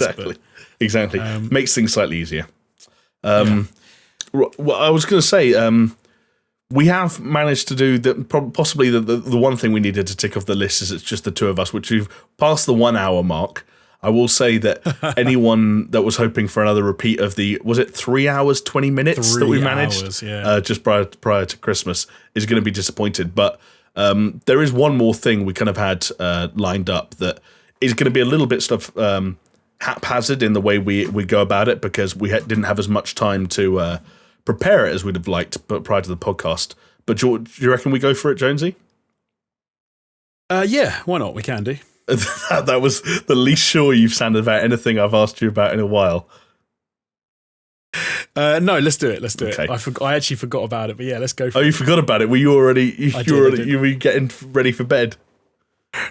Yeah, just about. Okay, we'll make it quick then. I apologise. Basically, something that we've done before, we actually did it this time last year. One of the first episodes, I think it was episode 3 of the SuperShow, and even weirdly enough, Jonesy, the year before that, when the SuperShow was still a part of All Time Gaming, is predictions that we ourselves have made, or certain industry analysts or insiders have made for the coming year. What we've done in the past is we have assessed predictions that other people have made and then made our own. And the fun thing about making our own is that the year after, we can come back and we can assess the predictions we made last year, see how right or wrong we were, and make a new set for the coming year. Which, if anyone who's got their content cap on is sat there thinking, this is brilliant, that gives you one easy, guaranteed, surefire podcast a year. And you'd be right, but we fucked up last time. Anyone that goes back to listen to our again, I think it was episode 3 of the Super Show from this time last year, we did go back and listen to our predictions from the year before. We had a few jokes and a few laughs at how right and wrong some of them were, and we looked at a few industry predictions and gave our thoughts and so on and so forth. We didn't make any predictions, really, which means we are essentially left at square one on this one. But that doesn't mean we can't push ahead by pulling out some predictions that, again, other people had made. And I thought we could throw some things out here now. I'll keep it fairly snappy where possible, just to keep things moving. And because it's just the two of us, and it's a shame to not get Chris's input on a lot of these issues. And then maybe we're left with something that we can work with next year. Although I'll be honest, we've probably fucked it again. How does that sound? Yeah, sounds good. Okay. So, one that's come up a couple of times, and I will say that was actually brought up this time last year, and that Chris and I both got wrong, I believe, and that is whatever the heck the next Switch is going to be. We've had a Switch Lite. We believe we're due some kind of Switch Pro, to use the terminology that seems to get banded around a lot nowadays, but it keeps not happening, even when everyone thinks it will. I think it was you who thought it would happen in 2019. Chris and I both thought it would happen in 2020. The question is now, does it happen in 2021? VentureBeat, I will tell you, believe it will. That's their reporting. Oh, do you know what? I'm gonna go crazy and say no. Interesting. Because they had a massive 2020. They had a phenomenal year. Like sales wise, yeah, sure. Sales wise, they had a phenomenal year. But I think I think they've now got a huge captive audience who've got the Switch, who've only just bought into it in 2020. You've had the giant of a game that was Animal Crossing. And I actually think that maybe what they need to do, if they're not doing it already, is focus on some really good games to come out for the Switch, not worry about a Pro, and then maybe the Pro drops in 2022. Okay. So I think they need to double down on this system. Do you know what? If this was a thing of what I want to happen, or I think should happen, I'd be right there with you. I'd be far more interested in Nintendo doubling down on great first-party software in 2022 than hardware. But I feel like, as someone who put my neck on the line to say this thing would be announced in 2020 and was now wrong, I feel like I have to do it again. Otherwise, like, I don't know, then I'd be more wrong than I care to admit. I don't know either way, but I want to say this because the Switch Lite came out this year, didn't it? I think it might have technically been the end of the year before. End of 2019, I'd guess. Oh, am I going to be able to quickly find out when it was? Maybe. You know what? I'll keep making a few noises here and there. I'll say some words and kind of keep things going on in people's ears. And, you know, you can do now your second Google search for the last 30 seconds because the first one didn't work right. And, September 20th of 2019. So there we go. Yeah. So no, it wasn't even the end. It was the beginning of Q4 for 2019. Okay. No. Yeah. Oh, see, that's rough because I thought it was the beginning. I thought it was like the Q1 of this year. Of 2020. No, I'm going to stick with it. I'm going to say no. Fair enough.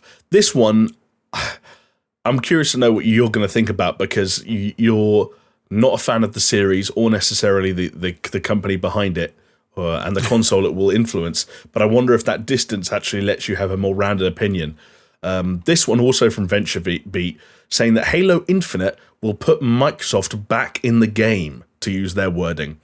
That essentially everything that's gone wrong with Halo Infinite's reception and the reshuffling that has gone on behind the scenes at 343 Industries with regards to their new leadership and the new people being brought on board will sort of almost rally Microsoft's and 343's efforts to make sure Halo Infinite is everything it could and should be.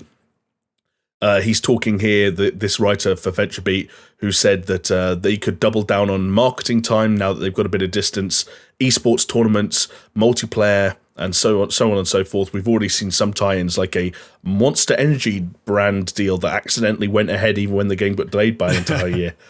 Do you think it's possible that Halo Infinite has a notable impact on Microsoft and Xbox's success, or do you think it's going to become just another Game Pass game?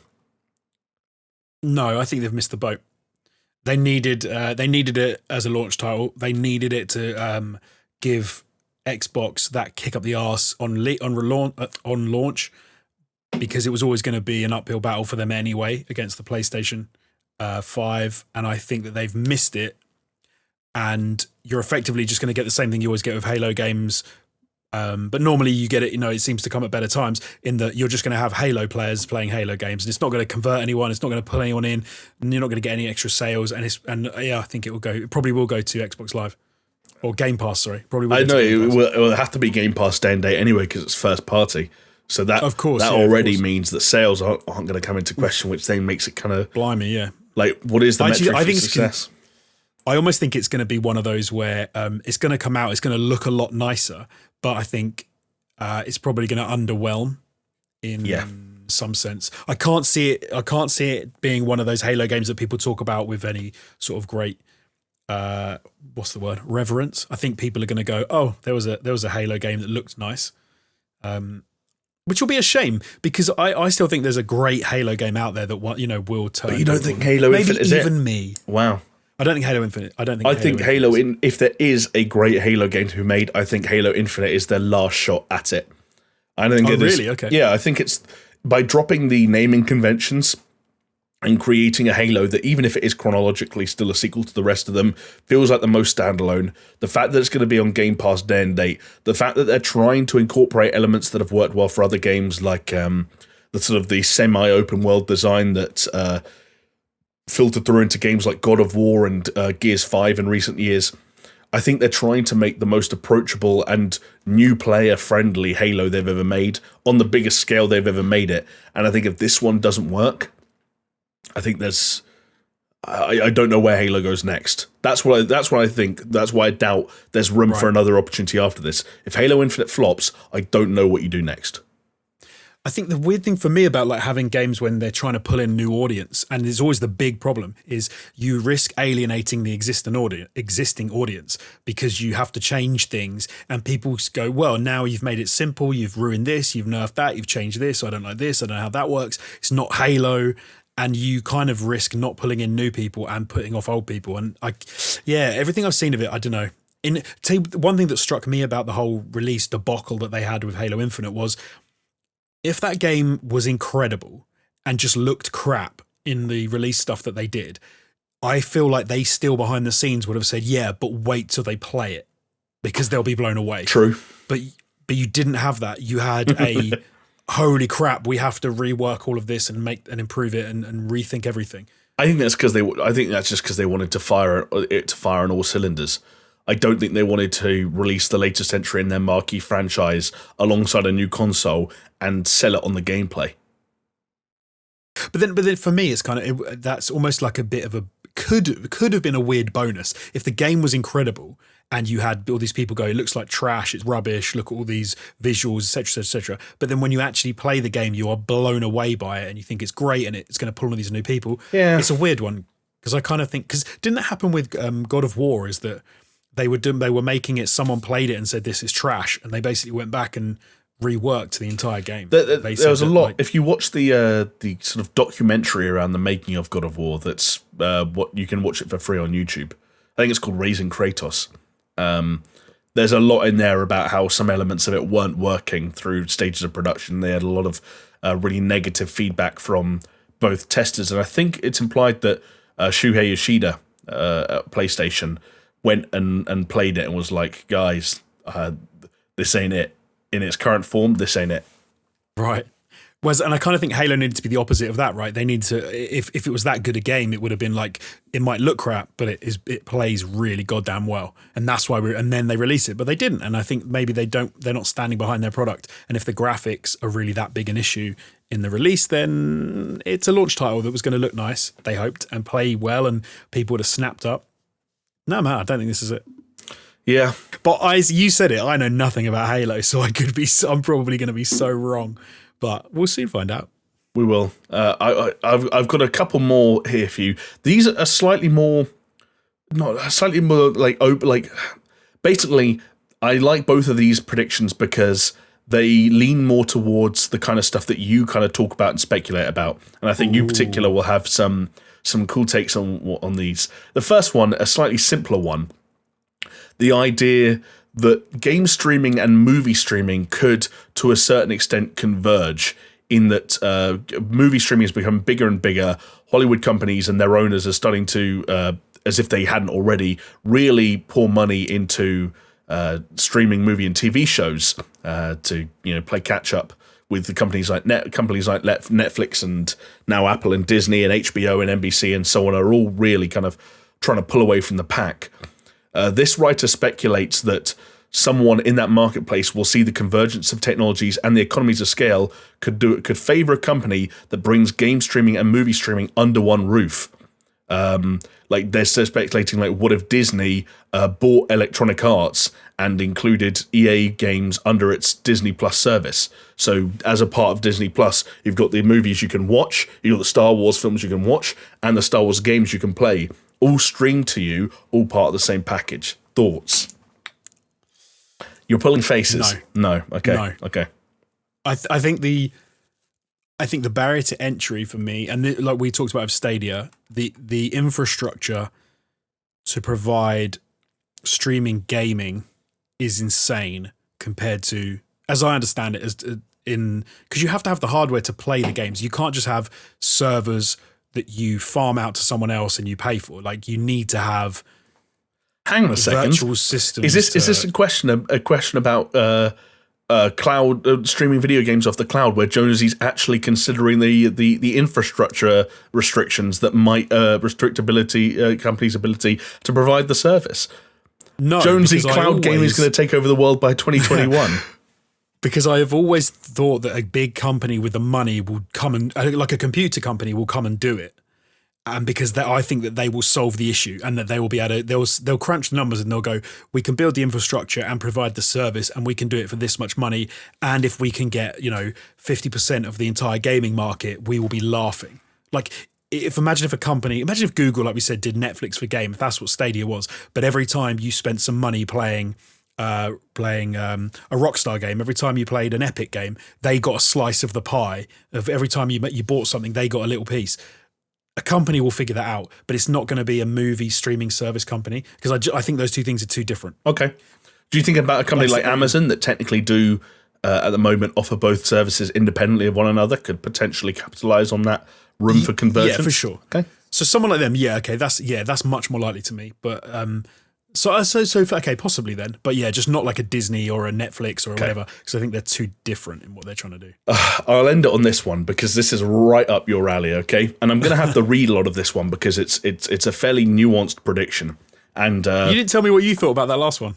I think it's possible, but I don't think it's a big deal, I guess is what I'm saying. Yeah. I guess what I think is that I don't think the traditional movie streamer and the traditional game streamer have much in common, the people who only do one or the other. And I guess with game streamers, you're talking about people who theoretically would, more so than people that are, because there isn't a huge audience for it at the moment. And I think of the people who do both, they already pay for multiple services at once, if that makes sense. And so I think people who pay for a movie streaming service and get gaming in there as a bonus would be like, okay, fine, cool, it's a bonus. People who pay for a gaming service, and I don't think people who want to game a certain way will start doing so because they can watch movies for free. If Stadia announced that their big new plan for 2021 was that you could stream Wonder Woman 1984 right now for free with your Stadia membership, people wouldn't sign up to Stadia. So I guess what I feel is that there's just not that massive an overlap. I don't think there's that much of an appeal between the two worlds. And I think so many people already have a foot in where they're comfortable at the moment that it won't change that much this year. That's not to say, though, that a company won't try it and make a package that becomes increasingly appealing over the coming years. Like, it's not to say that it won't happen. I just don't think it will inform that many people's purchasing decisions. I think it could happen in the future, like through maybe two companies coming together. Like, for me, the day that it will be the thing is when Netflix, in like 3-4 years' time, whatever, announce that they've merged with another gaming company, or like, let's say they merged with Sony, and all you needed was a PlayStation controller, and you could play any new Sony game on Netflix. Yeah, and all you had to do was add £10 a month to your subscription. Then. Especially if you had the pulling power of something like a first-party Sony title. Like, again, that's the other thing with all these services, right? As with the movie streaming services, the bigger the IP you've got, the bigger the title you've got, the more of a draw you have.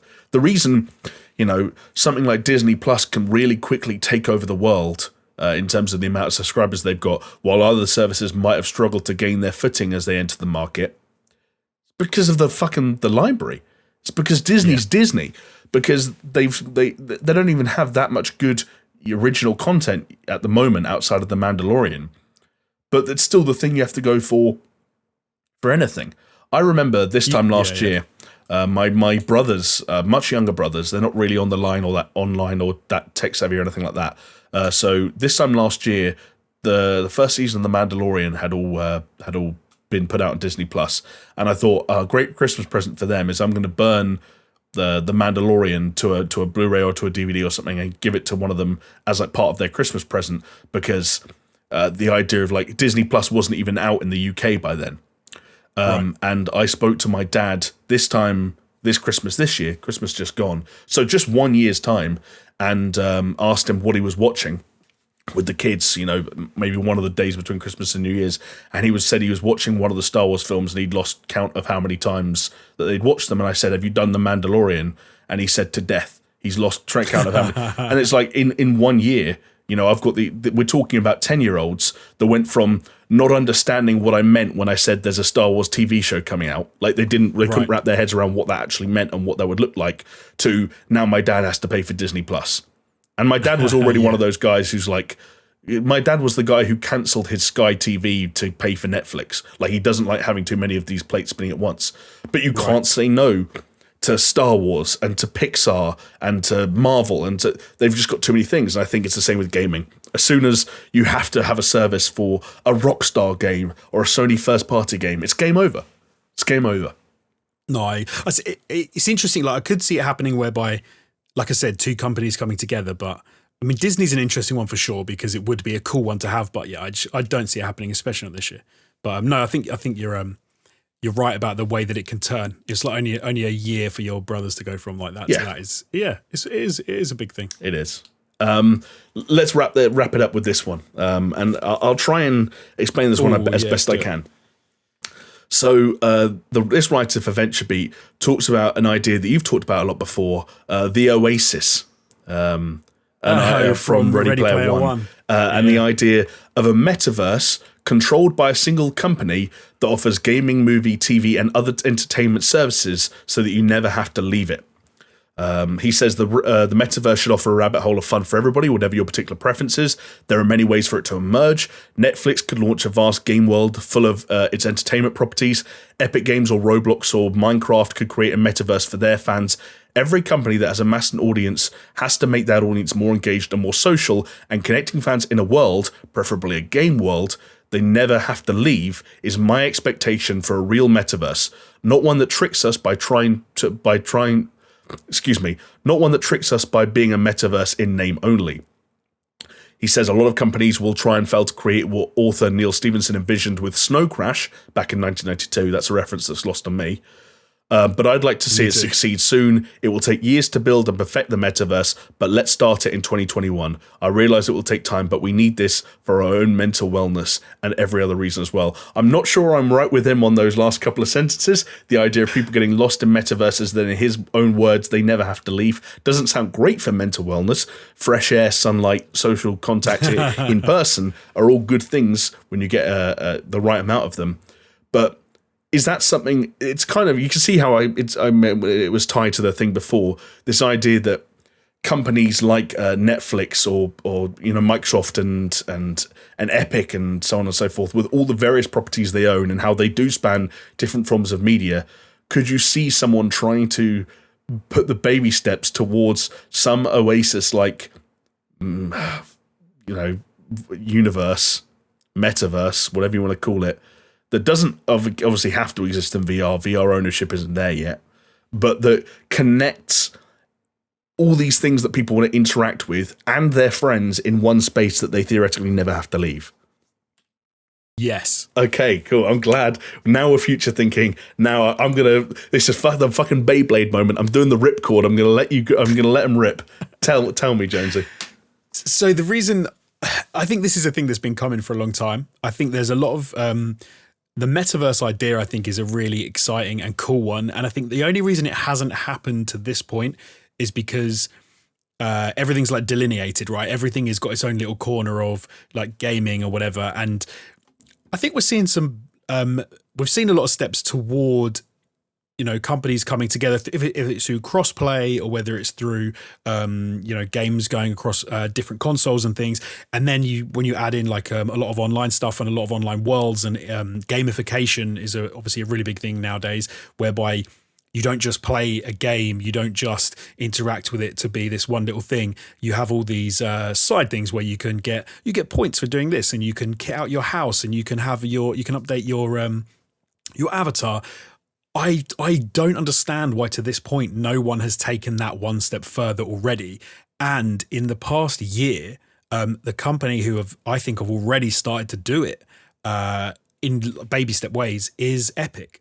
Right. With Fortnite and a lot of those, the music video release. I can't remember his name. Concerts, film premieres, exactly. Trailer releases, and I went and took part in, I think, only one of them. I actually missed out on. The coolest one was, what was the rapper's name? Travis Scott. That was the one that I went to. See, Travis again, went to. Like, we're doing it already. I thought that was absolutely fantastic. Like, I watched that back after the fact. Agreed. And I, spoke to you about it afterwards. I thought it was absolutely amazing. It was epic in the way that they called their company. And one thing that's nice about how Fortnite has managed to integrate that is Fortnite is kind of a wacky, almost metaverse-y game already. At the moment, it seems like you're inside the Colosseum fighting gladiatorial combat. But if you said to me, you can now do racing. If you said to me someone broke through a wall in the side of the island. I don't know if they've actually gamified it, but there is a thing where, I can't remember what we were doing, but me and my friend, he did take me to a part of the map where we both got in cars, and there was a track that was a part of the map. Right. And I can't remember if it actually had like a lap counter or positions, or if we were making it up as we went along. But like the roots of that kind of a system were in there, as an example. Right, exactly. And I think when part of the problem at the moment is like different games use different mechanics, and they feel very different. And I think you're trying to sort of fix that issue is probably one of the biggest things. Is how do you connect a racing game to a third-person action game to a first-person shooter? Because all these things behind the scenes are very, very different. But I don't think it's. I think we're getting closer and closer every day. And I do think you're going to get to the point where people want to go into a game and enjoy it and go and watch a movie in the game with their friends.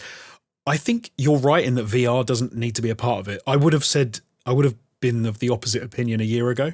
But I think VR has not come on much in the past year. Yeah. Kind of how I thought it might. Agreed. We still want to see what the PlayStation 5 and the next iteration of the PlayStation VR is going to be like. I'm actually really excited for that. I was kind of blown away by the PlayStation VR, not because it's the best, not because it's cutting edge, but because of how accessible it is and how well used it was in some instances, if that makes sense. Yeah, and I want to kind of see where they go. But yeah, the day that you can sit down, put on a headset if you wanted to, and get into the metaverse, or just look at it on your TV screen and play some battle royale, play some racing games, go to a square where you can walk around and change your clothes. Like, yeah, man, why not? I can see that. Fortnite apartment, Jamie. This conversation did remind me of a thing. Do you remember PlayStation Home? Yes. Like that was a very primitive version, I guess, of a metaverse where it asked people to create an avatar for themselves and walk around these pre-designed three-dimensional spaces, socialize and communicate with other people, be them friends or complete strangers, and engage in activities together. And the issue was at the time, obviously, with the power of the consoles at the time, the average internet speeds and so on and so forth at the time, the experiences within that metaverse were not of a quality enough that could sustain interest in it. But I don't know when someone's, like this guy's writing, I don't know when someone's going to start to put down the building blocks to work back towards it. And I think it would have to be building blocks. As you said, with Fortnite and Epic, it's easier to see this growing out of something that already exists than something being launched as an intentional metaverse from the start. But yeah, you look at something like VR Chat, which probably, I don't know the stats, but it wouldn't surprise me if that was like one of the most popular VR games in the world at the moment. And it's like, that's people putting on a headset just to kind of sit around, virtual lounges as avatars and just talk to people that are near them. And it's not a crazy thing to say like, hey, we just met in this virtual lounge. Like you're crazy. You're an anime girl and I'm Scooby-Doo. And if we walk that way and hit that button, we'll be playing a match of this first-person shooter together on the same team. We'll be Left 4 Dead. We can go and start a round of Left 4 Dead 3 over there in co-op. And then when we're done, we can leave and we can come back and we're here and we're in the lounge and we're chatting and then we can go watch a movie. But the thing for me that keeps it metaverse is you need to still be Scooby-Doo when you get into Left 4 Dead 3.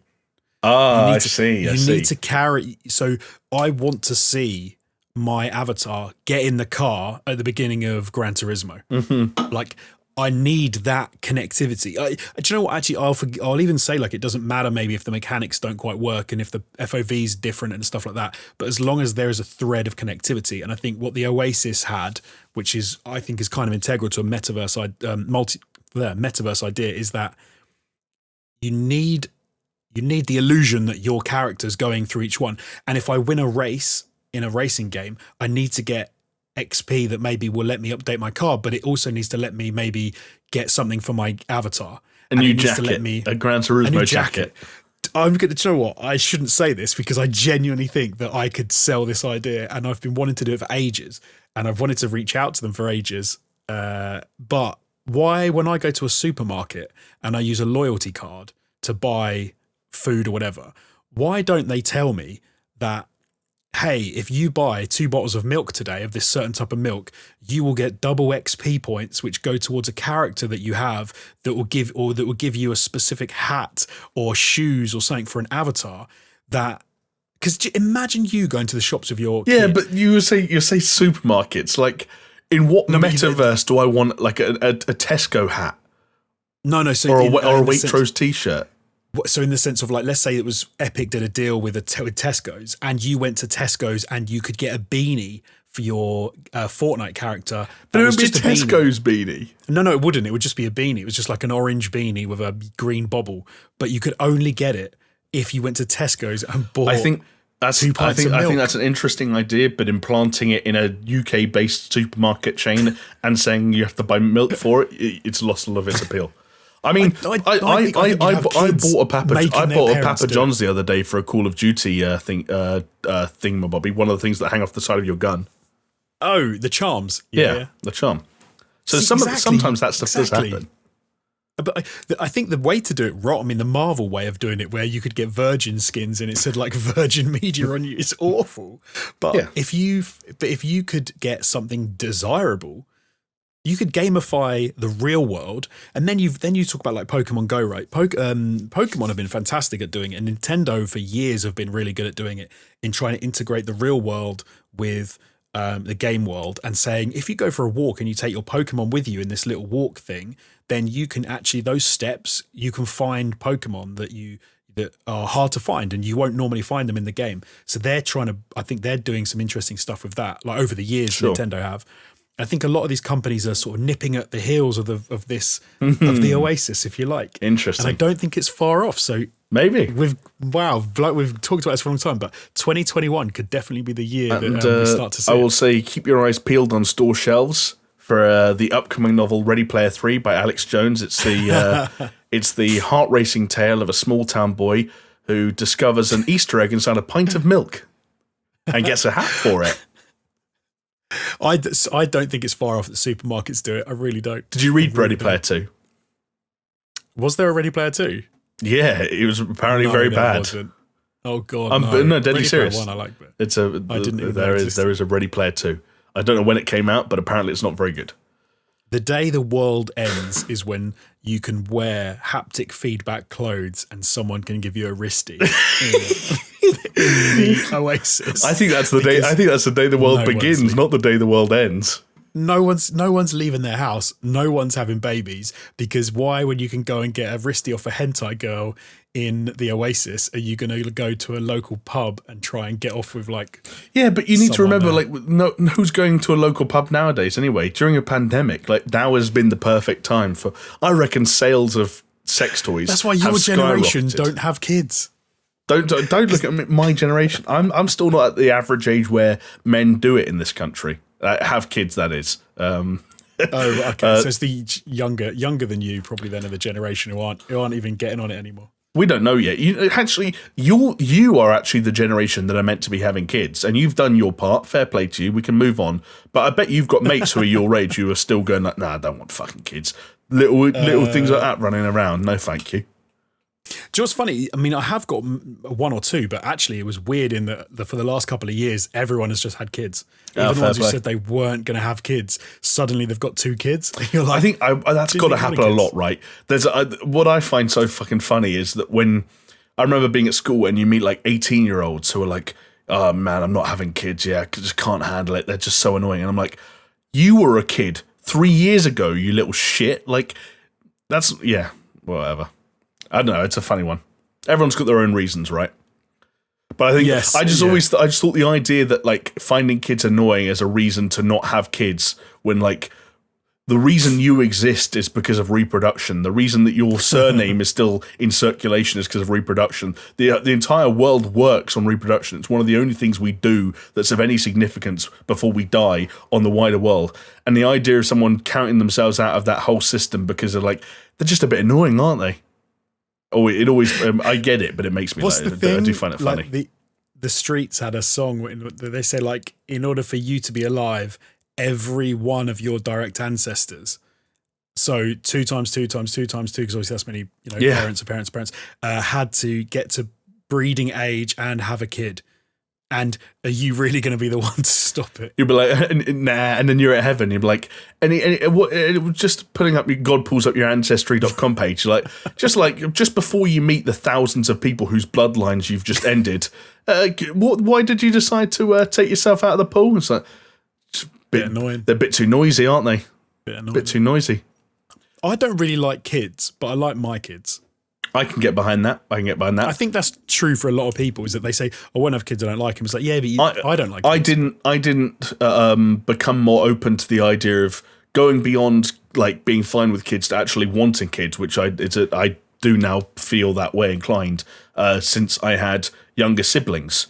My dad started having kids again when I was about 18, 19, when he started having more again. So I've watched 3 kids grow up since I, in theory, became an adult. No, in fact, I was younger than that. But I've been basically old enough to feel like I was an adult watching kids grow up. And it's like, they're annoying. Don't get me wrong, they're fucking annoying, but they're all right. They're all right.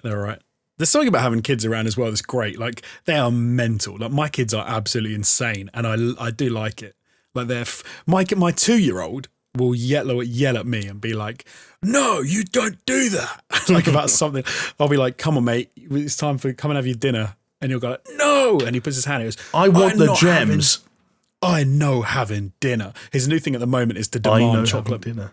Because he's only 2, he's just turned 2, so his speech is not impeccable. But he now, if you say, what do you want for breakfast, he's like, I want chocolate mousse.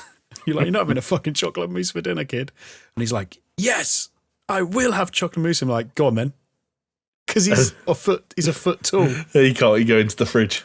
It's like Warwick Davis trying to get a chocolate mousse out of the fridge. It's not going to happen. It's funny how they get such almost like this superiority complex. Like, yeah, they've reached the stage where they realise they can ask for what they want even if they don't get it. And there are probably no repercussions for it. Well, there are sometimes repercussions. When my 2-year-old does yell, Daddy just told me off. He goes running to Mummy and goes, Daddy just told me off. And then Mum turns around and says, yeah, you probably deserved it. What did you do? I punched my brother in the back of the head. Exactly. One last question to end on. As a parent, is we'll see a yes or a no? What's that? We'll see. Like, Dad, can we go to the party today? Yeah, we'll see. Oh God, we'll see. Because when my mum, we'll see was always a yes. For me, we'll see is both. Wow. It really is we'll see, because we'll see if I just can't be bothered to decide now. Right, fair enough, yep. But often it's like, yeah, you are going to get it, or I'm going to do it, but I don't want to say it because I don't want to commit myself to it, but then it does happen. But then sometimes it's like, oh God, maybe. It's like a maybe, and then it's not actually happening. It's a nightmare. Whatever it is, I don't know what it's going to be. I get you. The latest one that I spoke to you about just before this was I had a will see for the last 3 days because he was saying, I really want a Machamp in Pokemon Let's Go Eevee. And I was like, what do we need to do? We need to connect. So we thought we could use an older version of Pokemon to trade with. You were saying, yeah. And so, we were trying to connect. So big old Uncle Jamie has to step in and Uncle Jamie's gonna blow the dust off my copy of Let's Go Pikachu and save your Machamp. Do you know what I immediately said to Jazz? And this is going to be a little bit too much information, maybe. But I suddenly went, shit, we need someone with Pokemon Go. Not Pokemon Go, Pokemon Let's Go Eevee or Let's Go Pikachu. Who do we know that will have that? And I was like, come on. Peaswad's probably paid 300 hours of it. Yeah, I bet he's got. You're not wrong. It's just coming out his eyeballs. It's a Switch game, and if you're ever any doubt about how much of a certain Switch title Peaswad has played, it's usually in the 3 to 4 figure in terms of hour mark. Yeah, one of our lovely patrons. One of our lovely patrons. Thank you very much. Who has a lot of Switch playing time on his hands. Shellshock was helping me out as well on the Discord by telling me about how it works and stuff because I'm not much of a Pokemon player, so yeah. There you go. So we got shout out to those two and shout out to all the patrons once again, especially everyone who's made it to the end of this. Probably not because there was some dead air at the beginning, I think, to get rid of. But we approached 2 hours today, I believe, somehow. Not by some too far miracle. Off. We didn't even want to or need to. No, we tried to not just have it happened. that long, but yeah, we went a bit after dark at the end there, but it happened. Do you know what? It's 1 a.m. There's just two of us. Like we're allowed. We could go for another 3 hours and it would get weird. But like if we said to ourselves we're not allowed to stop recording and just kept talking, which we're not gonna do, but if we did do that, it would probably be pretty fucking bizarre by the small hours. Yeah. Anyway, is that a good place to call it? I think it is. And I would say in the comments on YouTube to let us know that you got this far. I think you should just say, "Is We'll See positive?" And then just see what people say. We'll See. It's funny because I realised as I was saying it to you earlier and asking the question, we'll see is something that, like, if people don't, that's something that doesn't translate very well just said out loud. We'll see. We'll see. So it is we will see a positive. That's what you've got to comment. W-E apostrophe double L. Yeah, you did that earlier. What was say the name of the thing again in the samurai movies when they cut their intestines out? Harikiri. Yeah, you said that, and I was like, "Is Jonesy trying to make me recall a Japanese film directed by an Australian dude called Harikiri?" Harikiri. Harikiri. No, it's Harikiri or Harry Carry. I'm not sure how you say it. I think it's H-R-A-I-K-A-R-I. There you go. Actually, yeah, just put that. Just put we'll see. So W-E apostrophe L-L-S-E-E. We'll see. Put we'll see Harikiri. We'll see Harikiri. Some combination of any of those 4 words will do, I reckon. Do it. Yeah, write whatever you want. 1 a.m. Go mental. Leave a message saying I didn't want to write any of the things you told me to write, so I'm writing this. Go crazy. Be a rebel. Yeah. Be a maverick. Go against the grain. But look, thank you everybody for joining us for the first of like actual first beginners you mean to go on. That's what they say, right? Absolutely. Yeah, we will see you next week, and hopefully, I would imagine that Chris will be back with us next week. So with a vengeance. Yes, with a vengeance. You know what? Ask me if he's going to be here. Jonesy, is Chris going to be here next week? We'll see. Yeah. Figured that was coming. All right. Cheers, everyone. See ya. See ya. Bye. Bye.